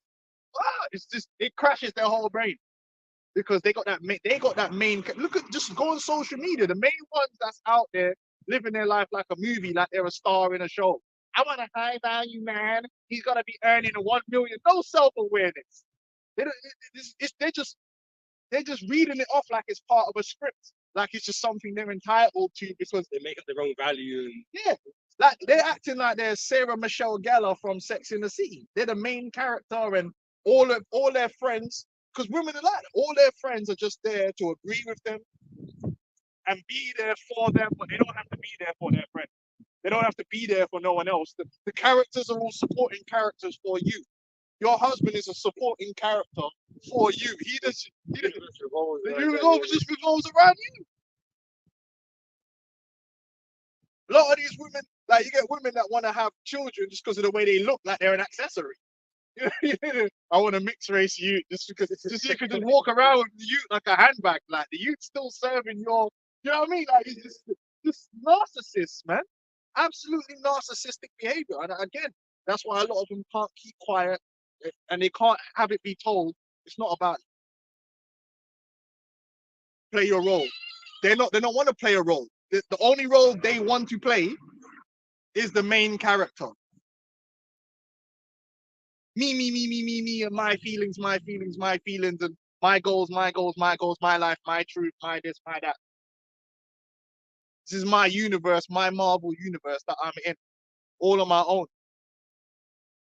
Yeah, but just like that, you're living in a realm of fiction, man.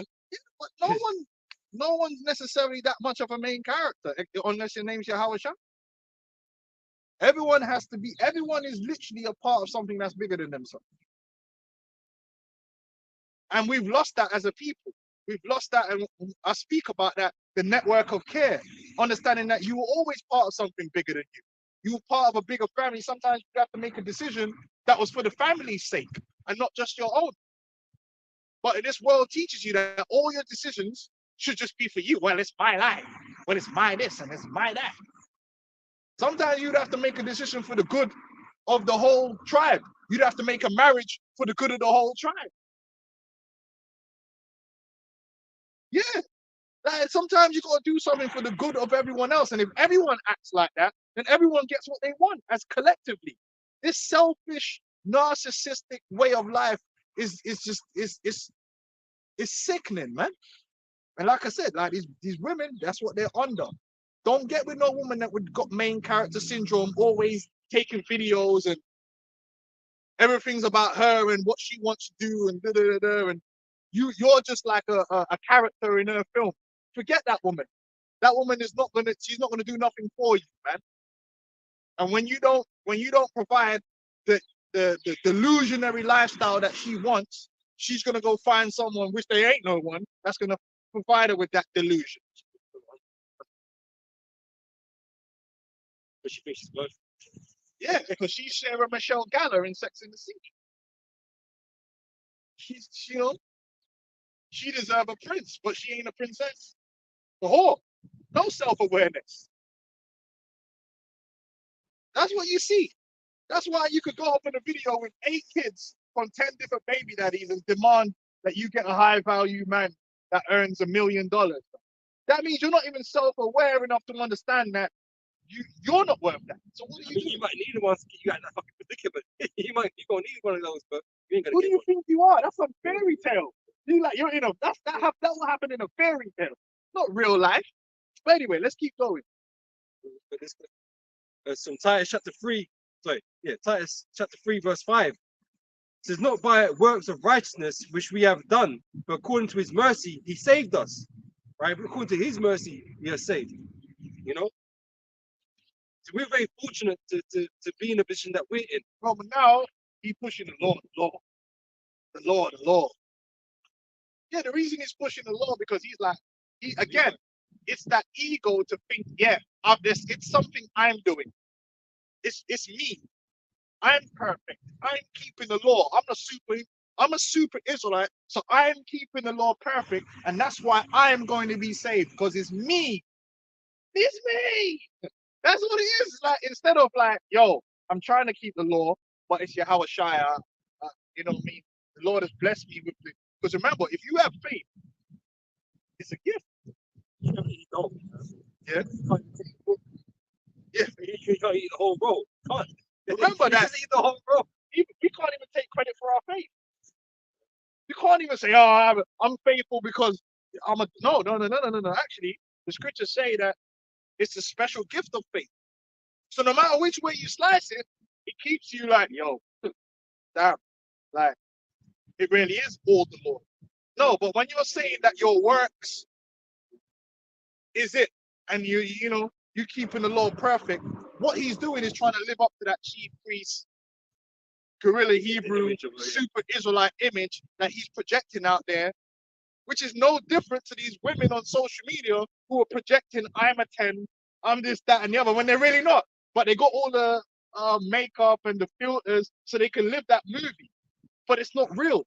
He's not real. He's not a chief priest. He's not a super Israelite. He's not the guerrilla Hebrew. He's not the main man. It's fake. It's a fake persona. That's a movie. Right? You weren't a Nazarite. That's not why you had a ponytail. Okay? I know you shouldn't be wearing fitted caps. And you don't look that good with them on anyway. So it's not necessary. Go on now. Isaiah 64 and 6. But we are all but we are all as an unclean thing, and all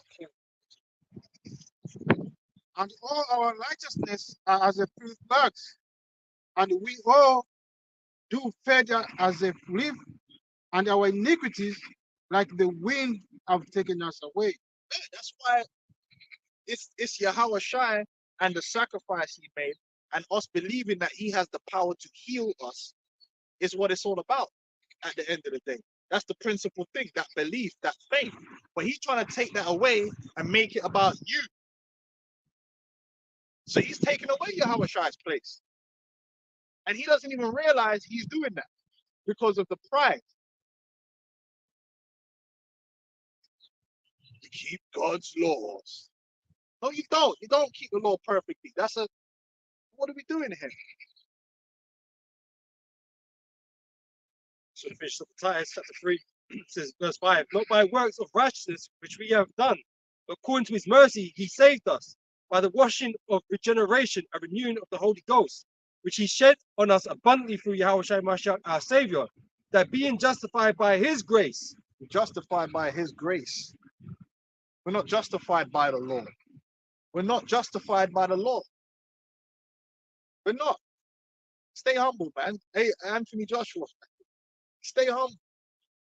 Okay? Don't, the minute you start thinking that you got it all figured out, yeah, and you're all clean and your works are that just those squeaky clean, you've already lost. You've already lost, man. You lost. Pride have taken hold of you, man. It's like, bro, you really think you that guy? Yahweh Shai was the one that was on earth and kept the law perfectly, which is the lamb without blemish. You think you did it? You think you're doing it? I think he said we're already. I don't know, because sometimes I don't follow it. I'm pretty sure he was trying to say we're already under the new covenant. So, it's that brother. Guy's out of his. He's off his nut.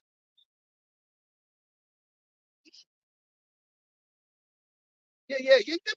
Them dudes are Arkham Asylum, bro. What's with these dudes? Anyway, go on now. This is, verse 7, that being justified by his grace, we should be made heirs according to the hope of eternal life. The hope of eternal life. And we hope that our names are written in the book of life and the Lord have mercy. We humble ourselves and do the work. And guess what, man? Sometimes, obviously, you have to have the faith that the Lord is going to deliver you because you're earnestly trying to do it, yeah? But I pray that I am sincere sometimes. I'm like, you know what, man? I hope I'm not faking it, man. I hope that I am sincere about this thing. You know? That the Lord would just have mercy on me. And it is a great mercy, no matter which way you slice it. Like, sometimes I look at it like, listen, like, if I got destroyed, man, I couldn't even complain. You just have to be like, all right, you know, that was the will of the Lord, and I just weren't right. I pray the Lord have me be right. It's him. The Lord can heal me. The Lord can make me right. Put in me a right spirit, oh Lord. If someone like Alizar wouldn't believe that he should be destroyed for any reason. Well, he's a chief priest, you know. He's perfect, right? He's Levi. Yeah. So you've got special priority. Well, even Yahweh Shai can't judge him because Yahweh Shai is not Levi. He got priority pass on the chariot. You don't know about it. This guy is a demon. He's like, only to hearken. What's wrong with this guy, man? Anyway, go on. When the Romans, yeah? Romans 7, the Western man. Yeah, let's get that. Because Paul was extremely humble. And Paul kept the law more than any of us because he grew up in the law. So he kept more laws than any of us could say. And was more learned than any of us could say. And he was like, oh, wretched man that I am. Even he understood, man, that he'd fallen short. That he'd go off sometimes. But the chief priest is like, yeah, then we just keep it perfect. Man, it's mad. And all the things that Paul went through, man, the Lord used Paul greatly, man. And the guy turned around now, some little pipsqueak that ain't done even 1% of what Paul has done, and trying to dash out Paul's writings because he wants to wear a fitted cap. You got to look at it this way.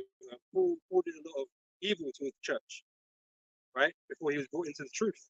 And so the Lord had a large portion to kind of make up for that. You know? Suffered. Yeah. Paul suffered greatly, man.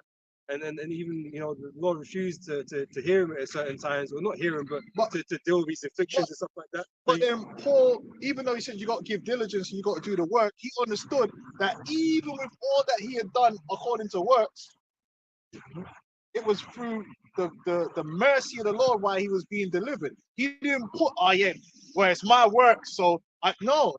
It was still down to the mercy and his faith in the Lord. It's still down to the Lord saying, yes, I accept you. I accept you. Humility, man. Humility, meekness.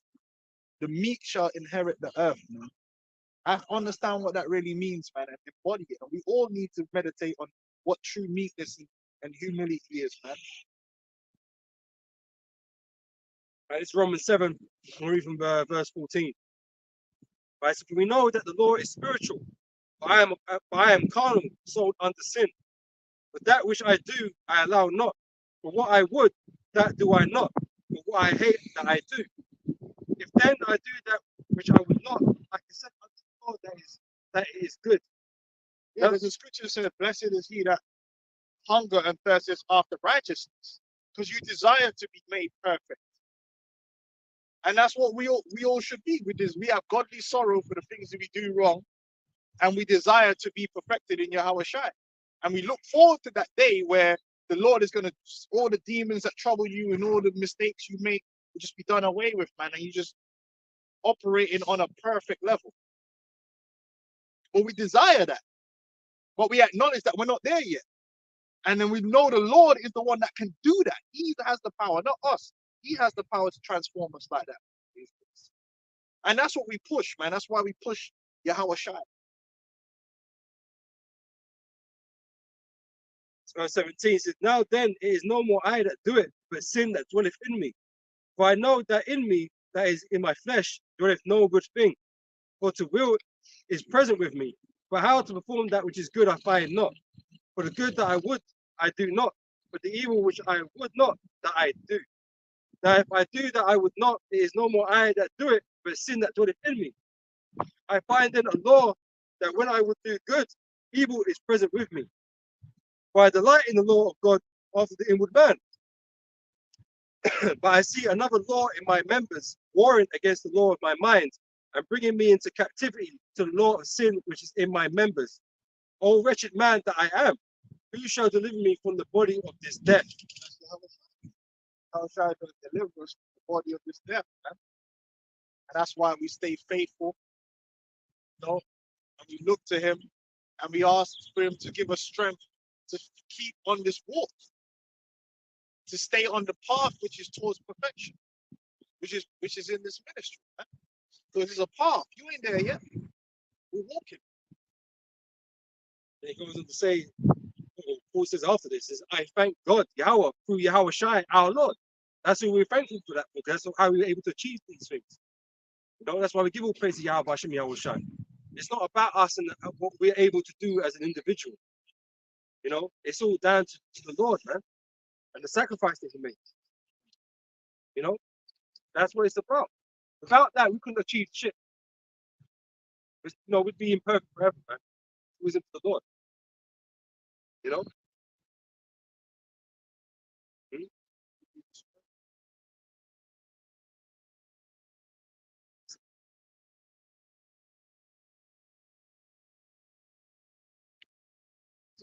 Revelation 5 and 9. And they sang a new song, saying, thou art worthy to take the book and to open the seal thereof, for thou wast slain and hast redeemed us to Most High by thy blood out of every kindred and tongue and people and nation. And that's talking about the Israelites, because the Israelites are scattered among every tongue and people and nation. It don't matter. When it says every, it means every. Because yeah, we know that the Israelites, you know, the main populations of the Israelites, you know, Mexico, you know, Brazil, South Central and North America have got a lot of Israelites. But among every people, there's going to be Israelites. Every people, no matter where you are on the planet, there's going to be Israelites scattered among those people. It could be Iran, it could be Syria, you know what I mean? It could be, like we discussed last week, China, Japan, Australia. There's Israelites scattered among them.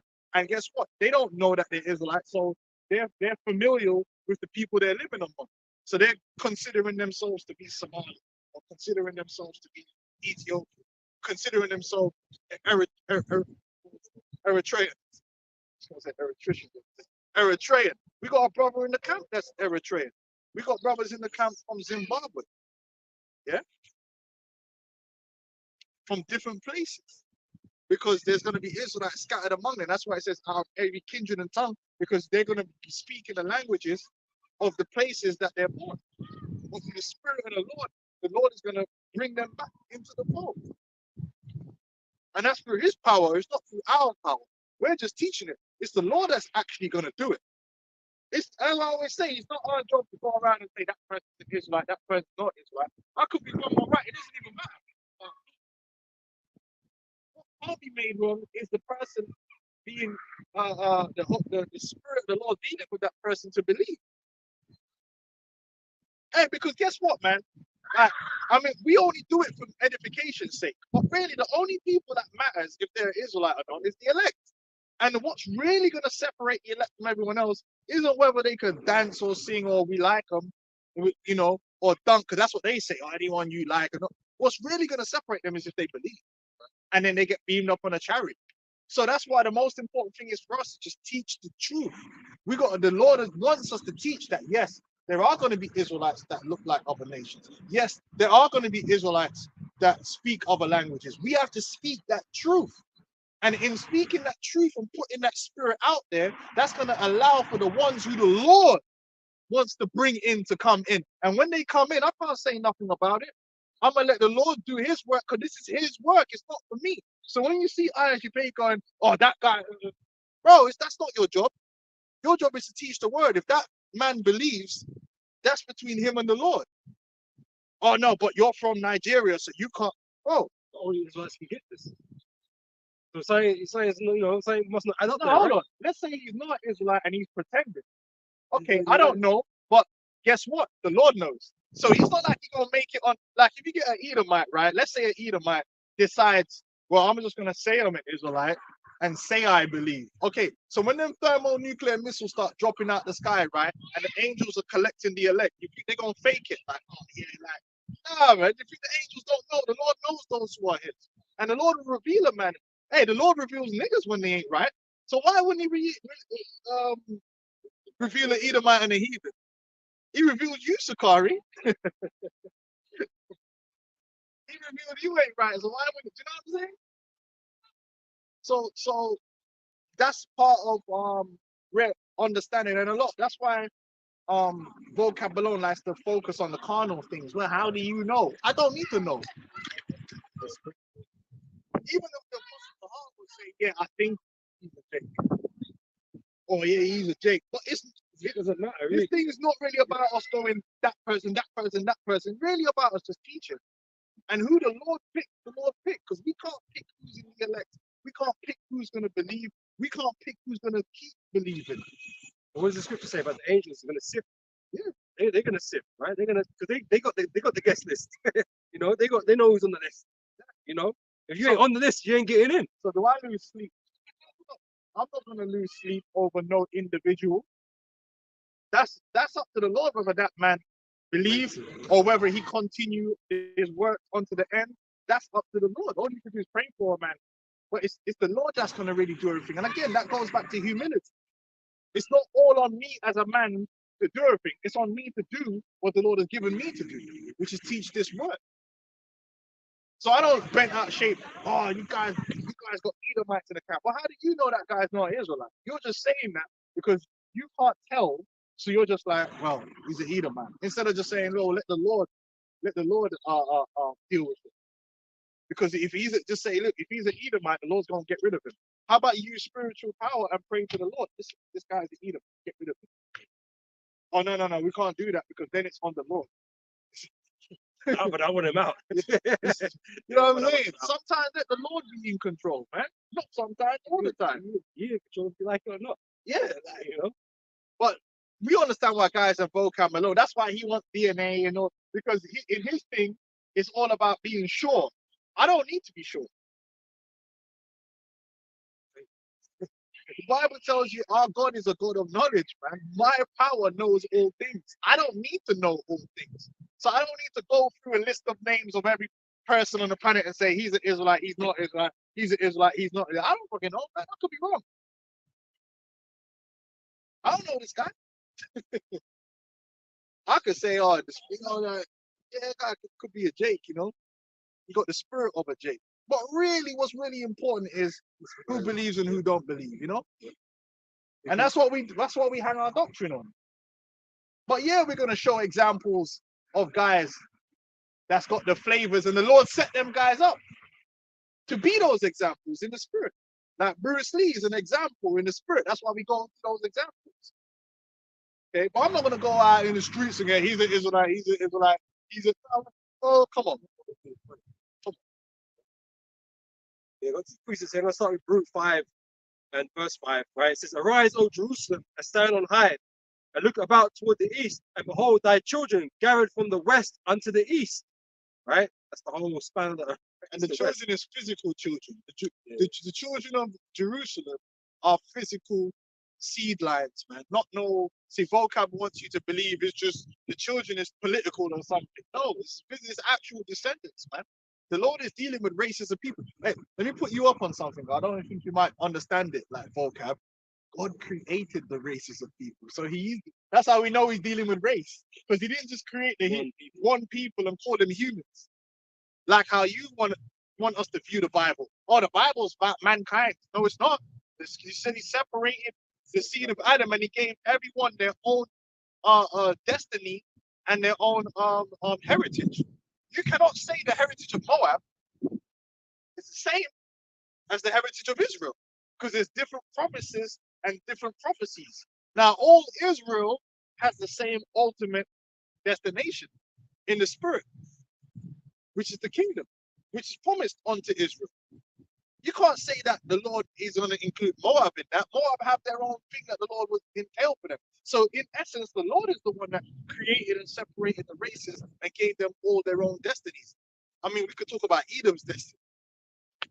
What's Edom's destiny that's unique to Edom? Even the Bible dictionary says that Edom was the only nation that was not afforded any mercy from the Most High. So the Lord does deal with race. He deals with connecting spirits to specific spiritual seed lines. The Lord does that.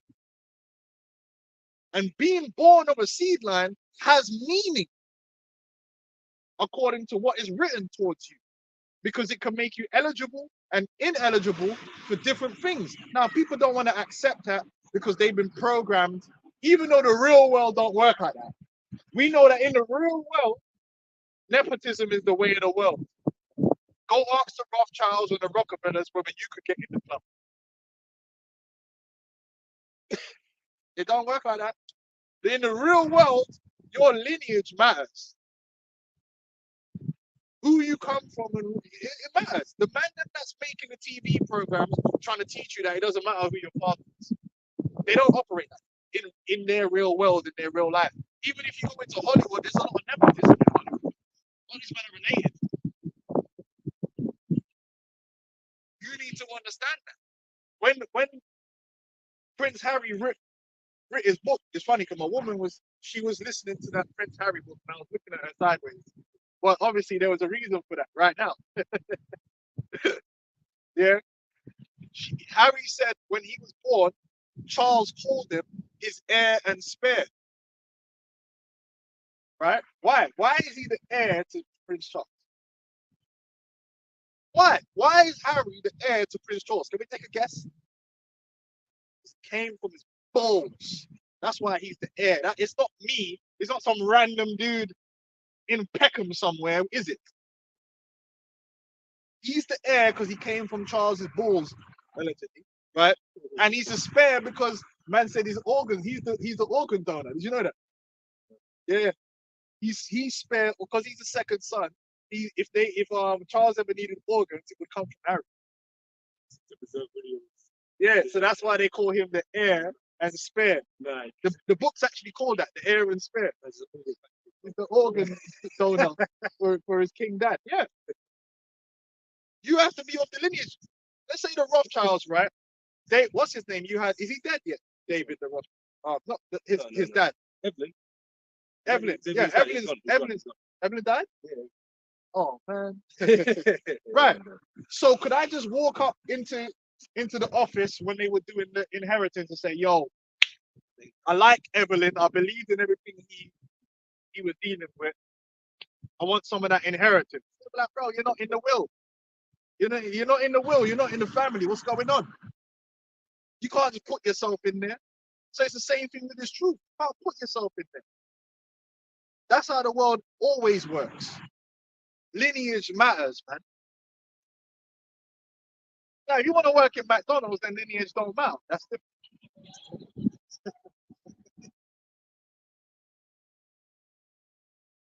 They're the only ones that fucking inclusion, fucking rules, inclusion rules and shit. And you know what proves the Most High deals with lineage is that how are you able to be a priest in Israel? You had to be a Levite. So what if you was a Issacharite, but you really studied the law? Didn't matter. Now, how were you able to go into the Holy of Holies? You had to be of Aaron. So that shows you the Lord deals with assigning certain things to a seed line. He said, look, Aaron, you and your sons, this is your job you're going to do. This is your inheritance for this time. So that shows you the Lord deals with seed. What about David? To sit on the throne of David, could anyone do that? I rest my case. So the Lord does deal with seed lines, but vocab alone tell you, oh no, it doesn't matter. When he said to Abraham, his seed, Abraham didn't know it was talking about spiritual. What guy's gonna do a deal on that, man? What talking What about, guy's man? gonna do it? Like, oh, what with my sons? Oh, don't worry about your sons. But then, It could be anybody. but then the Anybody, Lord made a anywhere. miracle to produce Isaac from his actual physical seed. Up in age. This is the madness. If it was a case of it doesn't matter about the physical seed, there was an opportunity to prove that because he had his loyal servant who was loyal. He didn't say, oh, the guy was trying to scam Abraham. Bro, what's his name? The help. What was his name? The Abraham servant. And it was his trusted servant. And the Lord, if he wanted to run away, he could have run away. If he was one of them guys, when Abraham gave him the money, to get Isaac a wife, he would have ran away with the money. And the journey he took, Eliezer, obviously he would have had a couple of men with him. Don't think he was rolling on his own. He would have had a couple of them daggers with him, because this is real life, right? But it's still a treacherous thing, going out and traveling to places you ain't been before. You might get run up on by random dudes. He was a faithful servant. He was obedient unto Abram. Abram gave him an important job, sent him with the bag, and he came back with the wife. Right? And Abraham trusted him so much and said, listen, he could be my heir. He's like, listen, I don't even he could be the guy to inherit. That's how much, and that shows you it's not really about merit, because he was a good man, Savannah. Can we read about that servant? There's no record of that servant. The Lord saying no because that servant wicked and evil. He just said, nah, it's gonna be your seed. The Lord could have said, oh yeah, like that would have set the precedent right there. Yeah, he inherited it because he believed and he was faithful. It takes more than faith. You also have to have the seed as well. It's not enough to be a good boy. Right, so this is from Genesis chapter 15, verse 1. So after these things, the word of the Lord came unto Abram in a vision, saying, fear not, Abram, I am thy shield and thy exceeding great reward. And Abram said, Lord, wilt thou give me seed? So what wilt thou give me, seeing I go childless? Well, what is he going to have? There's nothing even up in age, So what's really a great reward? How's that going to work? Yeah, we're showing you men fought in them days more of legacy and more towards their children and not just selfish about themselves, which is all this society is all about. This whole society is all about being selfish, man. Me. I was like, yo, like, whatever you give me, I want it to go to my posterity. I want to build something like family and all that good stuff. Yeah. So what would thou give me, seeing I go childless? And the steward of my house is this Eliezer of Damascus. Abram said, behold, to me thou hast given no seed. So the seed was it could be not here. And lo, one born in my house is mine heir. So the only person that can really give it to you that's really of any is this guy here. He's not even of my seed, right? And so the Lord could have just said at that point in time, well, okay, Listen, when you said born in the house, that would mean that Eliezer was actually born. He, he must have been. That means Eliezer probably grew up with him as being his servant, right? If I'm not mistaken. Yeah. So technically, you could say, "Oh, he's adopted servant." And, that's what they try and say, innit? No. I think okay, he said adopted sign. Yeah. It was ridiculous. Right. It says, verse 4, and behold, the word of the Lord came unto him, saying, this shall not be thine heir. Yeah, man, this son ain't gonna be your heir. But that wasn't that the opportunity for the Lord to prove that the seed don't matter. That would have been the opportunity, right? Could have gave it to a good man. What was wrong with that Eliezer? Gave it to a good man. One that was raised up like a son, even, you know. But no, not him, right? Because the Lord wanted it specifically to be a lineage. Oh, the Lord never sent angel to let him know all that. You know what I'm saying? It's like the Lord went in on it, man.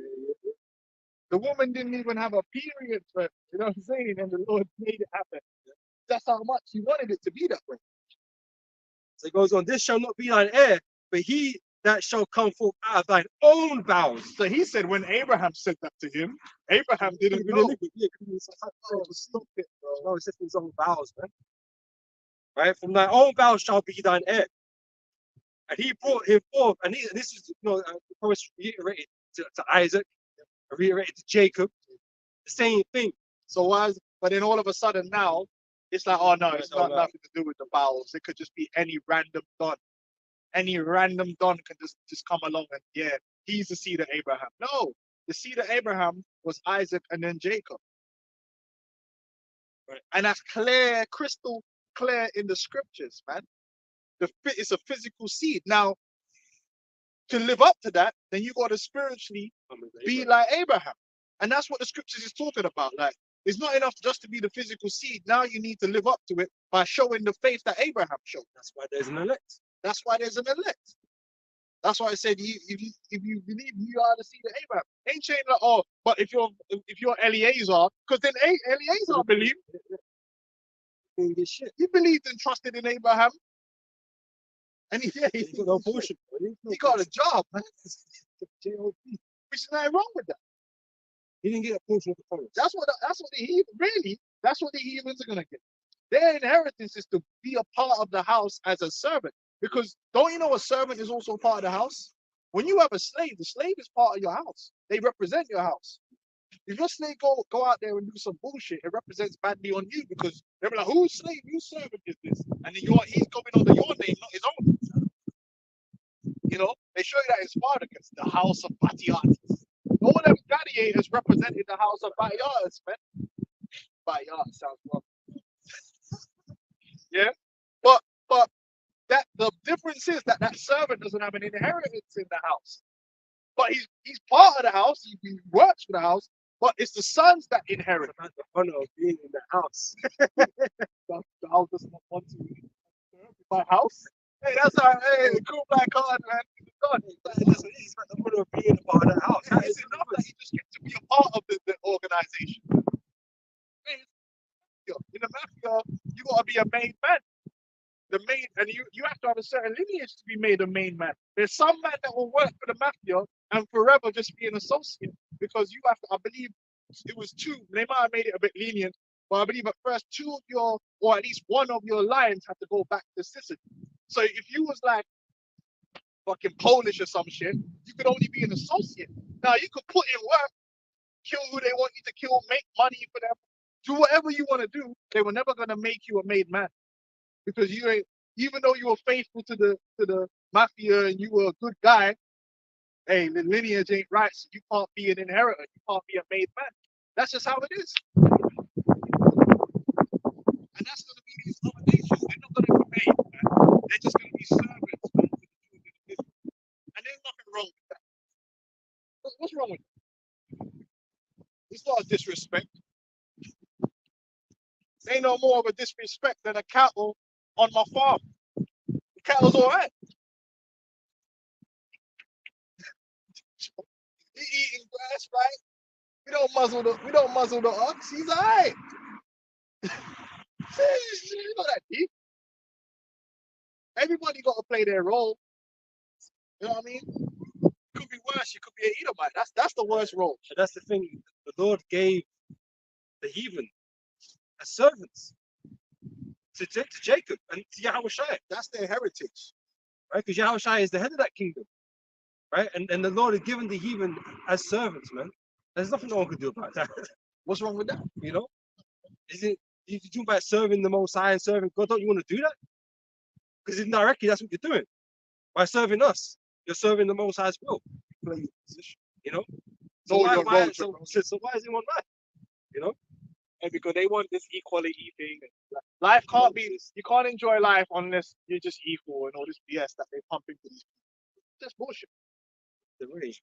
That's bullshit. It's like the old age thing about the king's brother. Bro, just be the king's brother, man. It's cool.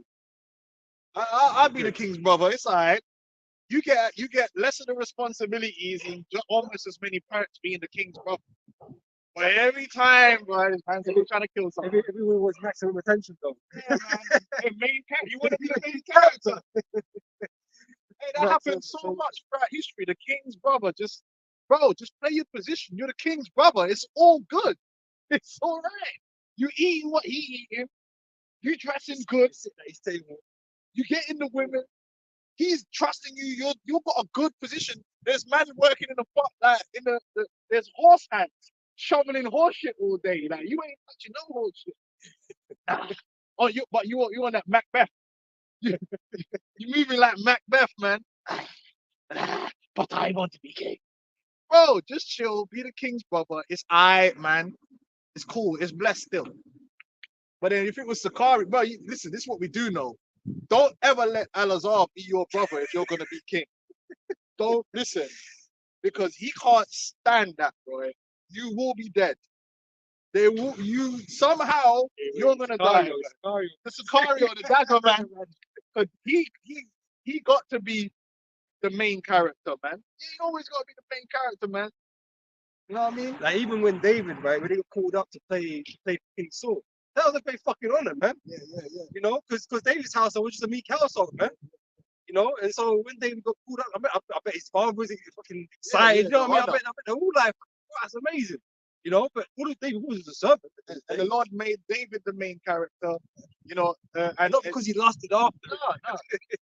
You know, And he wanted to serve, and he did, man, with his sword. back in Genesis 15, verse 5, and he brought him forth, and said, "Look now toward heaven, and tell the stars, if thou be able to number them." He said unto him, "So shall thy seed be." And how do we know that that's Israel? Hosea 1 and the last verse. That's that people that has the sand of the sea. That seed is a physical people, man. That's Israel. Just to get his last bit, said he believed in the Lord, and he counted it to him for righteousness. We believe the Lord had that power to do what he was saying with his word. Just like we believe in the power to be delivered because of what the Lord said, the promise that he made. Yeah, you got that? Hosea 1 and 10. Yet the number of the children of Israel shall be as the sand of the sea. He didn't say the number of mankind. Random selection, like it's a rebels bag of chocolates, like it's quality street. It's a random selection of oh man, the Israelites as the sand of the sea. Go on. And then someone goes, "So yeah, but it said the stars though." No one ever said the stars, right? But it's just like a similitude, man. It's a like another the same thing. Just can you count the grains of sand? No, it's too much. You know, it's too much stars, too much sand. Because we're gonna be that great, that much in number. If someone said that, you should just get carnal and just slap. You know, because it's not even say because like, well, let's say you believe Esau, there's like a trillion billion stars out there. Fuck knows, right? Who knows, right? Is there literally that many Israelites here on the planet? No, there's not. But it just means we're gonna be great in number, you know. There's no guarantee that your seed will prosper. You know. Yeah. There's many a man. Listen, King Henry VIII, yeah, his seed got cut all the way off. Yo, his seed got cut off. Like, what? How many of his children died in the womb? They either died in sons. They died in the womb, or they got sick and dropped dead. The man was suffering. The Lord just totally violated him. He was chopping off bitches' heads, trying to get wife, trying to get sons, all kind of crazy stuff. And in the end, it was his daughters, 2 daughters, which means there ain't no nation from King Henry unless he had a bastard somewhere. He's done. There's no guarantee that no man will proliferate into a people. There's no guarantee. Who's to say you're gonna have children at all? Man could, like my aunt Millie would say, in my sand 9 bars. Hey, cause there's a man out there like that. That's got sand in their balls. They're barren. Them swimmers is finished. So you ain't gonna get no sons. There's man like me got no sons. I got daughters. Seed cut up. Is what it is. Unless the Lord, you know, determine otherwise. So it is faithful when someone's telling you that your seed is gonna multiply like that. It takes faith to believe that, because a group of bandits could come through and just wipe out your whole family before they even become anything. Didn't that happen in Gaza? They said the Israeli airstrike wiped out 3 generations in one go. God, that's it. So where's the multiplication now? The multiplication can't happen. They're dead. You got people that have had to watch their only son die. They know it was one of the most horrible things. Imagine you got sons. Job had to see that, but then the Lord gave him back his children. So that's why it was faithful, because it's like the Lord's telling you, look, I'm securing that your seed is just gonna go and go and go and go and go and multiply and multiply. That's not guaranteed to no man. Okay, so that's why it was faith. And in the kingdom of heaven, we're just going to be multiplying and multiplying and multiplying. That's why it says one shall become a nation. Because over the process of time, he's just going to be multiplying and multiplying and multiplying and multiplying. Bare branches just getting formed forever. Yeah, man, it's just going to keep going. It's never going to be cut off. They call it genocide. Now, Esau, hey, that nigga got cut off, man. Done. You know that one's there. Finished. Nothing to multiply. Done.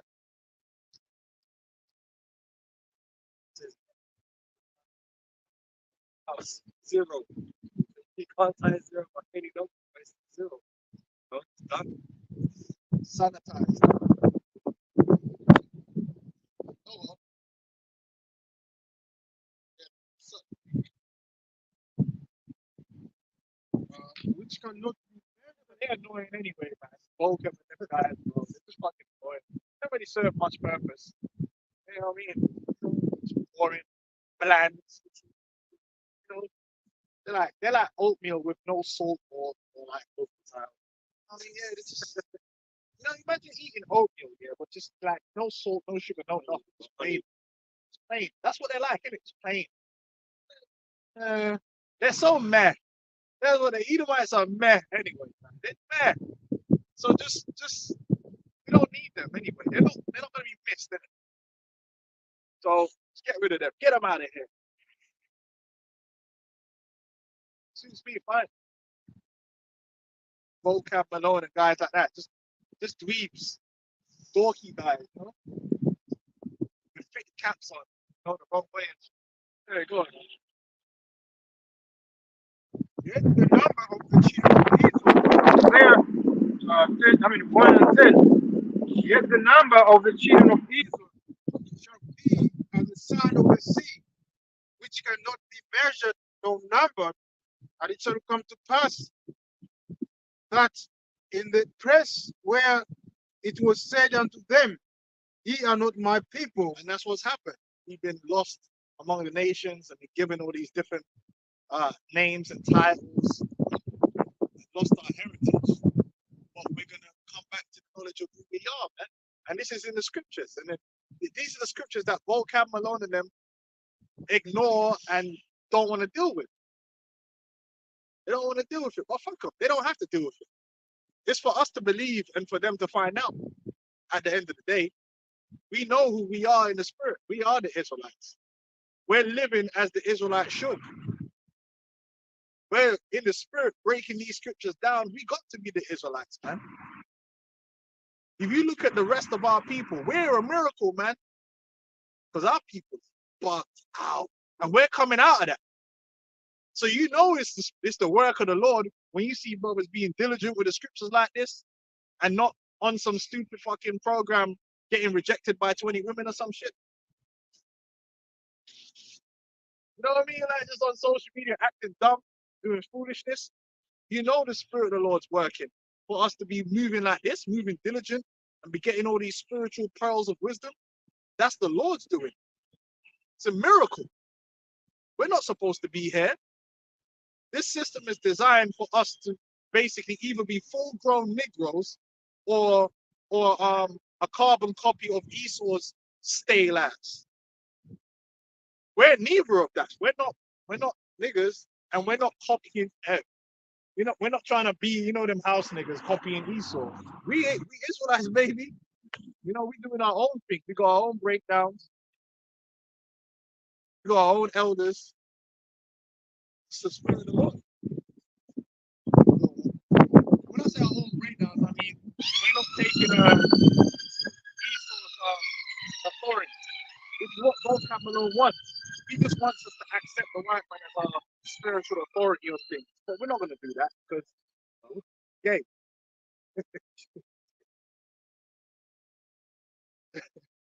Yeah, you ain't supposed to put no sodomite as your father, man. Go on, man. It shall come to pass that in the press where it was said unto them, ye are not my people, there it shall be said unto them, ye are the sons of the living power. You are the sons of the living power, man. And with that comes great honor, but you also have to be humble to that. And when you're humble to that, the gravity of what does it mean? Like the Lord has really blessed you, man, with this title of being one of his sons, then you realize that, whoa, the weight that comes with that. Because we could talk about the perks. Oh, yeah. Okay, the perks, the everlasting life. We're going to get all the blessings that the scriptures speak about, the women and all of it. That's all the perks. But then what about the responsibility and the weight that comes with that expectation? The expectation. Because everything has perks. Boy, right now, Man United, boy, they're going to need to get rid of this Ten Hag done. But how many men have gone in there, and just crumbled? Because, when you become the manager of Man United, you're going to get the perks. You're going to get the big salary, which comes with the women, the prestige. Oh, he's the Man United manager, one of the best, biggest clubs. You're part of a history. You get to work with the best players. You get to buy the best players. They gave this pussy over 400. Wait, they give this guy 450 million. Most managers, that's a dream. That's something you do on a game. Someone's giving you 400 million to just go and buy out. You go. Oh, Real Madrid. You become manager of Real Madrid, bro. All you gotta do is go to the. I want Mbappe. I think they're getting Mbappe this summer. I heard. That's a dream. You're a manager. You could go and buy Mbappe. You can get Cristiano Ronaldo, Christian Bale, all these men. Christian Bale. What's his name? Gareth Bale. Right? But you know what comes with that? Bro, if you're given that position as Real Madrid or manager to one of these top clubs, what comes with that is the pressure to perform. You can't just get the job and now I got all these perks and then bro. Them man are expecting you to get it right. They're expecting you to perform. They're expecting you to do what they hired you. To live up to that position, that status that you have coveted. And a lot of men crumble. Especially if you came there just thinking about the perks and not understanding that, boy, I've got to do this job. Well, you got to look at it like being the son of the Most High. There is no higher title on earth. What is the demand for that title? Can you get that be perfect? That's two places in the scripture. Yahweh Shai said it, and it was also in Exodus. If you want to be perfect, the expectation and the weight of being the son of God is perfection. So when you come into this truth, it's crazy that's on you, and that keeps you humble. Because then you realize that, bro, I've got a long way to go to live up to this thing. This is bigger than being the Man United manager or the Real Madrid manager. I'm representing the Most High as his son on earth. Damn. Wow. That's massive. Takes time. Even now, you don't really understand how deep that is. To be blessed to be a part of that. That's why you do everything in fear and trembling. And that's what a little punished eye so much. You got it? Yeah. Verse Matthew 5:48. Be ye therefore perfect, even as your Father which is in heaven is perfect. No, that's weight. Even there's a heavy weight on us to be perfect. There's a massive gravity with being this road. But the thing is, we are going to meet it. And that's what Yahweh Shai has allowed us to do. Through the New Testament, we're going to be perfected. We're going to reach that perfection that the Lord demands, that the Lord has always demanded. But you got guys who don't have that perfection, and they just proud, and all they care about is, I'm a Judite or I'm an Israelite, and they wear it with pride, but with no substance. It's just like you get these, the number one thing out there, you get these, I'm a king. But bro, you don't act like a king. You just want to be called a king and get the perks of being a king, but you don't have the actions of a king. Oh, I'm a queen. That's the biggest thing. If we're gonna take the queen as meaning a royal female, but you act like a whore. So how do we? So you want to be royal, right? You want all the perks that come with. You want to be treated well and all the treatments, but then you act like a nasty, low down, dirty, a piece of what that's living in the streets. And that's why our people are messed up. They want to be these things that have that status, but don't understand the responsibility and the gravity that comes with those titles. And that's where because humility comes in, and you're like, yo, I've got a lot that I need to live up to. They call that discipline saying. They really detach from reality, man. All these things with you. What they really mean, man. It's supposed to be. They're just things they like to call themselves to make themselves feel good, But they're far from even achieving something like that. Even though they've got the men at the door that are trying to guide them to be better. They don't want to. They don't want to be better. Man. They don't want to be told what to do. They want the praise, man. They want all the benefits, none of the responsibilities. Satan just. God. Jeremiah 2:21. Yet I had planted thee a noble vine, or a light seed. How then art thou turned into the degenerate branch of a strange vine unto me? That's why I detox of social. You know what social media does, right? Social media shows you the worst of our people, because social media is designed to highlight. Because, all right, if you just walk around, depending on where you live, if you just walked around on a normal day, half of the shit you see on social media, you wouldn't run into anyone like that or see them. What social media does is, things that go viral is literally the worst denominator. You understand what I'm saying? Like why? Like Sexy Red. There's a lot of artists out there, right? There's lots of female musicians. They're not all like Sexy Red, but Sexy Red is on the forefront. If you're controversial and dumb, this is what gets pushed out there through the algorithms. So you consume that, man. And when you see this stuff, man, you're like, raw, these are Israelites, and these people are actually beastly, they're messed up. And I can't watch it all day. Even brother send me some shit a lot of time, I don't even watch it. I'm like, listen, I need to protect my peace right now. I can't just be sitting there watching these crazy niggas. Like, it's not healthy. Video after video of these crazy niggas. I gotta keep these niggas away from me to a degree. You know what I'm saying? Like, I can't be vexed all the time. But it's true. When you see it, like, you're like, bro, we're meant to be the people of the Most High. And look at how these motherfuckers are acting. They're like beasts. Degenerate. Absolutely degenerate behavior. That's unbecoming. But they're the seed of Abraham. They're physically the seed of Abraham. But would you no, it's not what you expect, you know? So we gotta do better, man. And that's what this ministry is for. It starts with us that believe. But you gotta actually believe, man, and be humble and walk that path and try and get away from that old man. Right? Niggas wanted to be rappers and gangsters, and they come into this truth with the same energy, man. They want to be superstars. They want to be famous. They want to get the likes.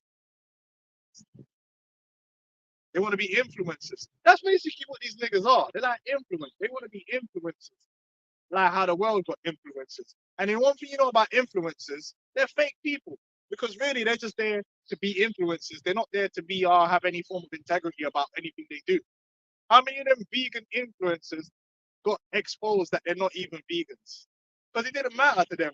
They found an avenue to get the fame and the money that they want, and they're just playing a role and they main character in it, man. You got all these fitness guys, fake. The Rock, the Rock's whole life is an act. You think that guy at the age he is that big and he ain't on steroids? Yeah, I just wake up at 4 in the morning, clanging and banging. And then they ask him, well, what do you eat, yeah? And what he said he ate was literally impossible. It's physically impossible to eat like that. No one can do that, man. No, what you're doing, The Rock, is you're taking steroids so you can look the part that you're pretending to be. Fake. So many influencers are fake. They fake crying. They fake event. If they at first, even if they real, but after they got a fake events, fake this, fake that. It's content. Because they have to keep up content, right? Yeah, you're forced to do it. Yeah, man. It's a sad world. We're here to be have integrity and be honest about what we're doing, man. You know, that's the truth of the matter. Be honest about you doing. We're not here to act like we're Hebrew Israelites, act like we're men of the Lord, and act like we're the chief priests. And that's the good thing about this, man. We're not that we're not being monetized and things like that because these people want to keep their money rolling, right? So they have to force content and to keep forcing it. And the validation. Yeah, but we're not out for it. We're not out for that. We do it of our own position, so to speak, the spirit. We just pump out these videos day in, day out, week after week, whatever, because that's what we're on. That's what we're about. We're not worried about income streams stopping them because we ain't got that. We ain't got to worry about fame and fortune because it's not what we're having.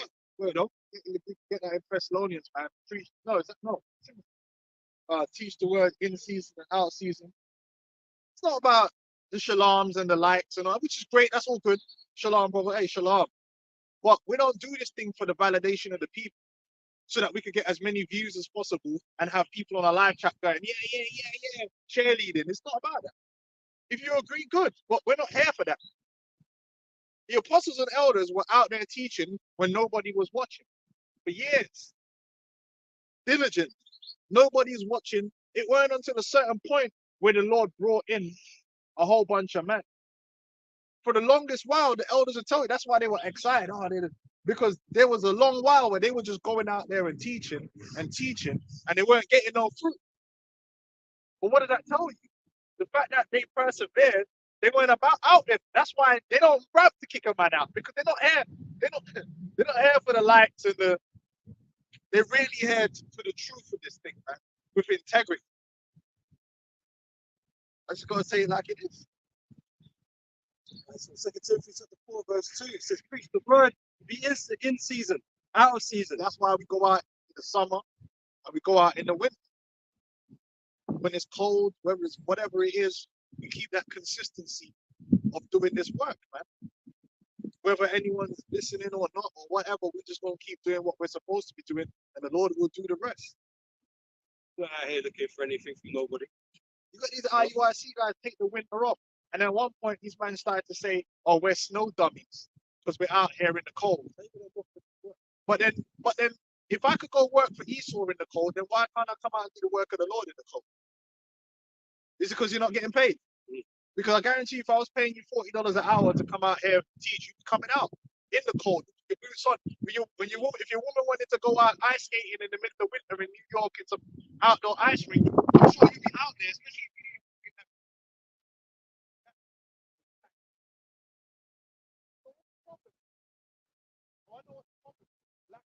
integrity and humility in the servitude that the Lord that you signed up.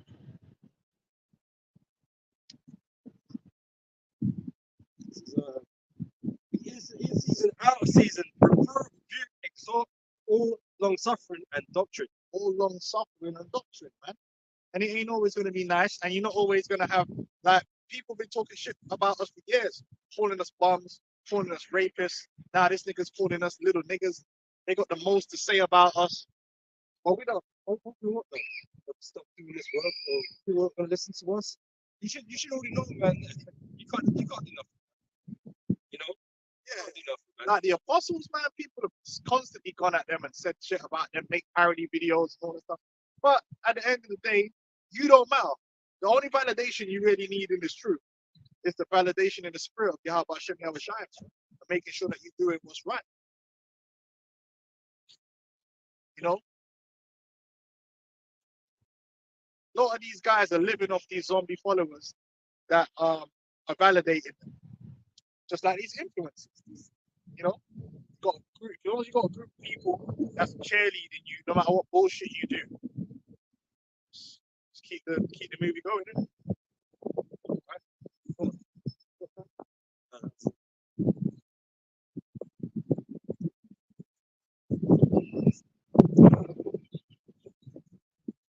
Yeah, man. So we had to talk about that today, about the humility, man. And it's really for all the brothers, but mainly you young guys coming in, because it's really a snare, especially when you start learning of the young man. It's a young man's snare, you know, to come in and not find your place, man. Your time will come. If the Lord has some, whatever the Lord has for you, you will receive it.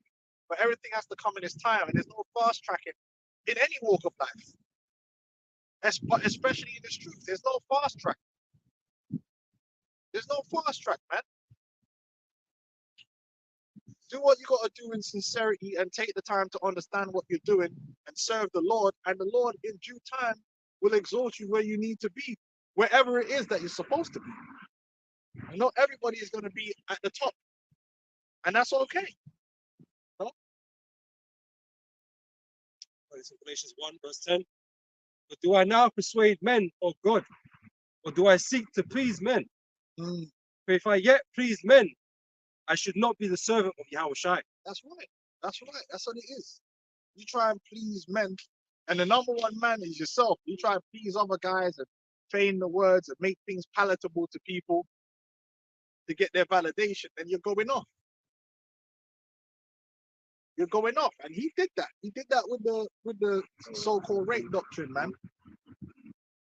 Because he didn't want to take that kind of heat, because it's a raw heat. He didn't want to take it. But he's a gangster. Get the fuck out of here, man. You're a gorilla. You ain't that much of a gorilla, then, are you? Made yourself look stupid, and even polite was like, what's this guy on? Stand 10 toes, innit?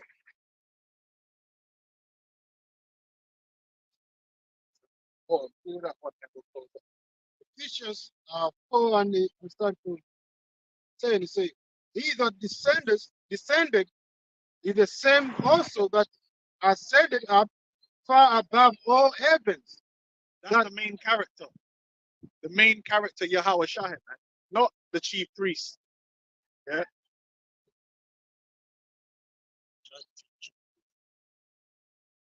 Right. That he might fill all things. And he gave some apostles, and some prophets, and some evangelists, and some pastors and teachers for the perfecting of the saints. Right. For the perfecting of the saints. This ministry is all about the perfecting of the saints. You know, teaching through the spirit that we learn and we grow spiritually. Okay. Go on. For the work of the ministry, for the edifying of the body of Amashiach. The body of whose body is it? And that further proves that Yahweh Shai is the main character. Is it the body of Al-Azhar? is it the body of Great Millstone? It's not the body of Great Millstone. It's the body of Yahweh Shai. It's his thing. Don't ever forget that. This is Yahweh Shai's thing, and you're being blessed to have an opportunity to serve him in it, to play a part, to play a role. You ain't Dwayne the Rock Johnson. Hey, that's why Dwayne couldn't handle it. He went into Fast and Furious, which is Vin Diesel thing, and tried to take it over and ruined it, man. He's got the, he went into DC, tried taking over with Black Adam and flopped because he wanted to be Superman. He turned Black Adam into Superman. Destroyed everything. That guy's a narcissist, man. But you know one thing about The Rock? He's the biggest actor because even though he's a narcissist of the highest degree, when he's in his interviews, right, he acts like he's the most humble. Like if you watch the interview with him he hates Joe Rogan. He openly hates him, yeah. But when he went on Joe Rogan, they both sat there and acted like all their history never happened because of the content. Innit? They were using each other for the content. So Rock was pretending that he was this likable, nice guy, and it's The Rock. The Rock's an asshole, man. He's a straight up narcissist of the highest level. Man, this is what the world produces, man. Just fake people, man. Main character syndrome, no humility. That's why in The Rock's films, right? He found out that Vin Diesel had a clause in his contract that he's never allowed to lose a fight in a movie, right? So when The Rock, if you look at The Rock Fast 5, The Rock actually did a good job. He good acting, and he lost a fight. When The Rock found out, he started putting that clause in any of his films. So if you look at every 5 after Fast 5, in his clause, he's only allowed to take a couple punches to the face, and he's never allowed to lose a fight. That's why in The Rock's films, it's always just him, unstoppable robot. And, it's just boring to watch because of his ego. He can't allow himself to play a role where anyone gets the better of him or he looks vulnerable in any way. Because he's a narcissist. Ego, man. Man, these people, man, but that's what Hollywood does to you. Turn you into a damn egotistical, narcissistic. Now, if you look at a guy like Tom Cruise, he always makes good product, and he don't do all that bullshit. His thing is, I'm gonna make a good film. And that's why his Mission Impossibles are always good, because his main thing is character and making a good product, not his ego. I can't get punches in the face.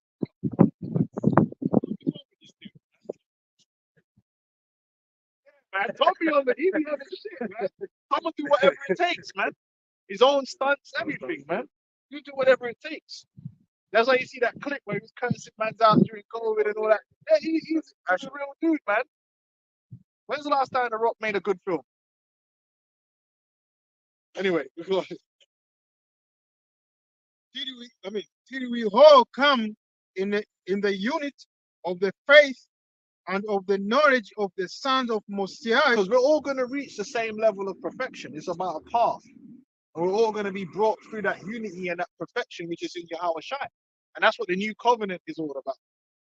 Now, we're not all going to be on the same level because it's still going to have the 145. There's going to be order, but we're all going to be perfected, which is enough, right? We're going to be saved. We're going to be perfected. Is that not enough? From where we are right now, it's a blessing. For some of these man, it ain't even enough for them to be the 144. Hey, I'll be the 144. Yeah. Hey, I'll just be in the 1/3. These man, it ain't enough. Listen, I gotta be David. It's just to be a part of it is enough. Oh, this guy Ashan. He made his whole camp for the 12 apostles. and he's David. You know what that No, was? actually, yeah, David. He's David. You know what it was? The main character, man. Berserk, the 12 apostles, the wicked one. Yeah. The alternate Earth. Yeah. The Injustice League. Like, that's what man is. Shit. Man said they didn't know that this brother's is equal. Like, what's wrong with this dude? Let's just do that now. Let's just start. Hey, brother, you're Jeremiah, man. What's some names that we could throw out there so we could transport ourselves into elite status. You know them kids when you play, I'm Jordan. No, I'm Jordan. You know, Everybody wants to be goated, man, in a year. You know, man. Just relax yourself, bro. Yeah, the fast track. I'm Jeremiah. Hey, God, that dude lost it. I come with the new wine. Yeah, well, I've been away for 2 years. You guys thought I would have fell off. And man come with a booklet. That's the new wine. Man, because you went and rewrote a whole new doctrine so you could say you brought it out. You got main character syndrome. You literally rewrote the whole doctrine so that you could be the one to bring it to everyone. Do you know how crazy and narcissistic you have to be to do that? Yeah, get apostleships out, man. Niggas just came in the truth like yesterday, declaring that fishing season's over. Like, who are you? What's going on? The new wine. Hey, that main characterism, man, it's a sad thing. But new Bacchus. That rock got, man, that fire water, man. Anyway, go on. Uh, and of the knowledge of the Son of Most High, unto a perfect man, unto the measure of the stature of the fullness of a Mashiach. And that's what we're looking forward. That's what we're aiming for. To be cleansed spiritually and then transformed into the full stature which is in Yahweh Shai, which is to be truly worthy and perfected as one of the sons of the Heavenly Father. In order. Just stay humble, man. Stay humble and it'll be all right. The scripture already said the meek are going to inherit the earth. So focus on being meek. Like, what's this all about? I'm David. I'm Moses. Next thing you know, that man to say, I'm Yahweh Shai. That's how they're going to be. Man rewrote the Hebrew. Bro, the man rewrote the Hebrew. Now, if this ain't main character syndrome, he just took the whole doctrine, yeah, and said, you know what? I need to be the one to, like, it's me. I'm the chosen one. You reorganize the whole earth. Reorganize the whole earth. Theology is different now. Man invented new nations, the eco people. Man he's amazing.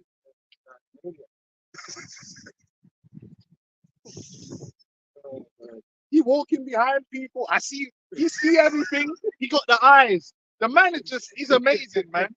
He got every gift the Most High can give. Wow. Man's like one punch, man. After like 1,000, like it's a cartoon. Anyway, yeah, if you got any more scriptures, go close up. Yeah. So man, there's plenty of example, and these guys are coming out of the woodwork. Ashan, Alazar, all these guys, they just got main character syndrome, and they're filled with pride. But they're good examples of how not to be. Just stay the course, stay humble. Yeah. First Timothy 4:1. Now the Spirit speaketh expressly that in the latter times Oh yeah. some shall depart from the faith, giving heed to seducing spirits. It's like that's what happened to Macbeth. There's a whole book about pride and greed and narcissism. Because Macbeth was a knight. He had a king, a kingdom. He was respected. And then 3 witches, man, and demons came up in his ear and promised him the crown. But what did he end up with? A grave and shame. Him and his wife. His wife was in on it too. And Macduff, killed his ass righteously. The demons come in and start giving you that, you're the man. You're the guy. You know what's right. The spirit's dealing with you. He's just crazy. You get lost in the sauce. Giving heed to seducing spirits and doctrine of devils. The doctrine of devils, man. Start going off. All right, can we get one more scripture? Sorry. Romans, the 1st chapter. Men shall be lovers of themselves, man. And that's Alazar, man. That's why he want to look good, man. That's why he want to put the fitty on. Hey, listen, man. Listen, we all want to look good, man. I'm telling you straight. This brother will tell you, man. I want to smell good. You know how we do. I'm gonna get the designer things. You know what I'm saying? The proper. I know you. The man say GMS wear bums. I don't give a fuck what you man got to say. I gotta smell good, blood. I'll be putting on my nice thing, like nice jacket. You know, yeah, brothers ain't nothing wrong with that. Sometimes you wanna walk around looking like a bum all the time. You know what I'm saying? So brothers be getting nice things sometimes when you can afford it or when you can get it. Ain't nothing wrong with that. Get a nice cap on. What's that got to do with the truth? Because of that vanity, now you want to change up the doctrine. Yeah, Romans 1. Men shall be lovers. It is Romans. Oh, no, it's not, is it? You're right. Sorry. Men shall be lovers of themselves. Sorry, it's not Romans.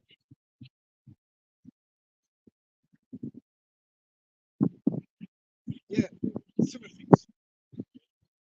Yeah, sure. Yeah.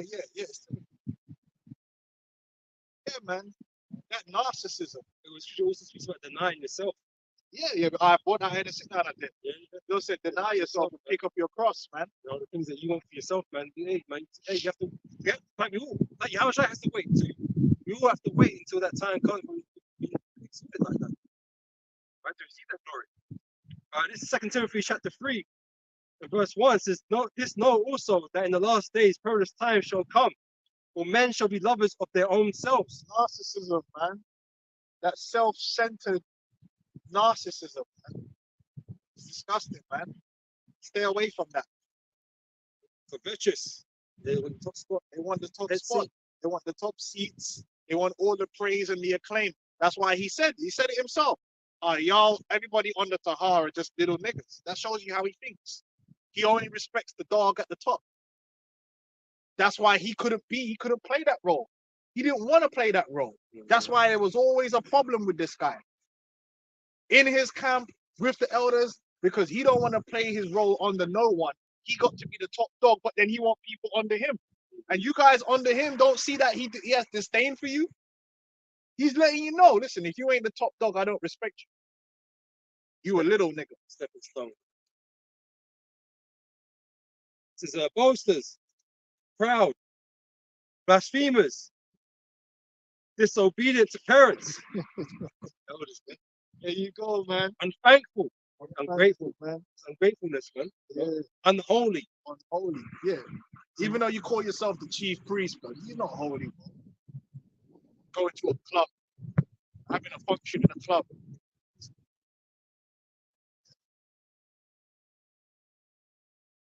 A young ass fucking priest, I don't know what the fuck he's doing with, that probably would have got himself. If he was in the ancient world, he one of them niggas that would have got himself killed. And that's why you couldn't perform the office until you were like, I believe one of the offices was 25 and the other one was 30. For a reason. Because you don't want to put a young man in certain situations, man, because they might do some stupid like him. You want to be And walk up in the temple with a fitted cap on and get hit with a light bulb. without natural affection, truce breakers, false accusers, incontinent, fierce, despisers of those that are good, traitors. That's why he keep going on at Elder Yashawamba, man. He's a better man than you. He despises it, man. Says traitors, heady, high-minded, yeah? Heady. Lovers of pleasures more than lovers of God. Oh. Having a form of godliness, but denying the power thereof, from such turn away. That's it. That's that. You stay away from them guys, man. You see the spirit they're coming with. You see that what they're on. Now them dudes, man. And stick with the men that you see that are keeping it keeping it real. You know what I mean? Right. So yeah, man. With that, say call hello, Yahweh, Vashem, Yahushai, Vashem, Chakmadash. double honors to the apostles and elders of Great Millstone. Honors to you brothers out there in the highways and the byways teaching this word. Shalom to you brothers and sisters listening and learning and supporting the ministry. Shalom.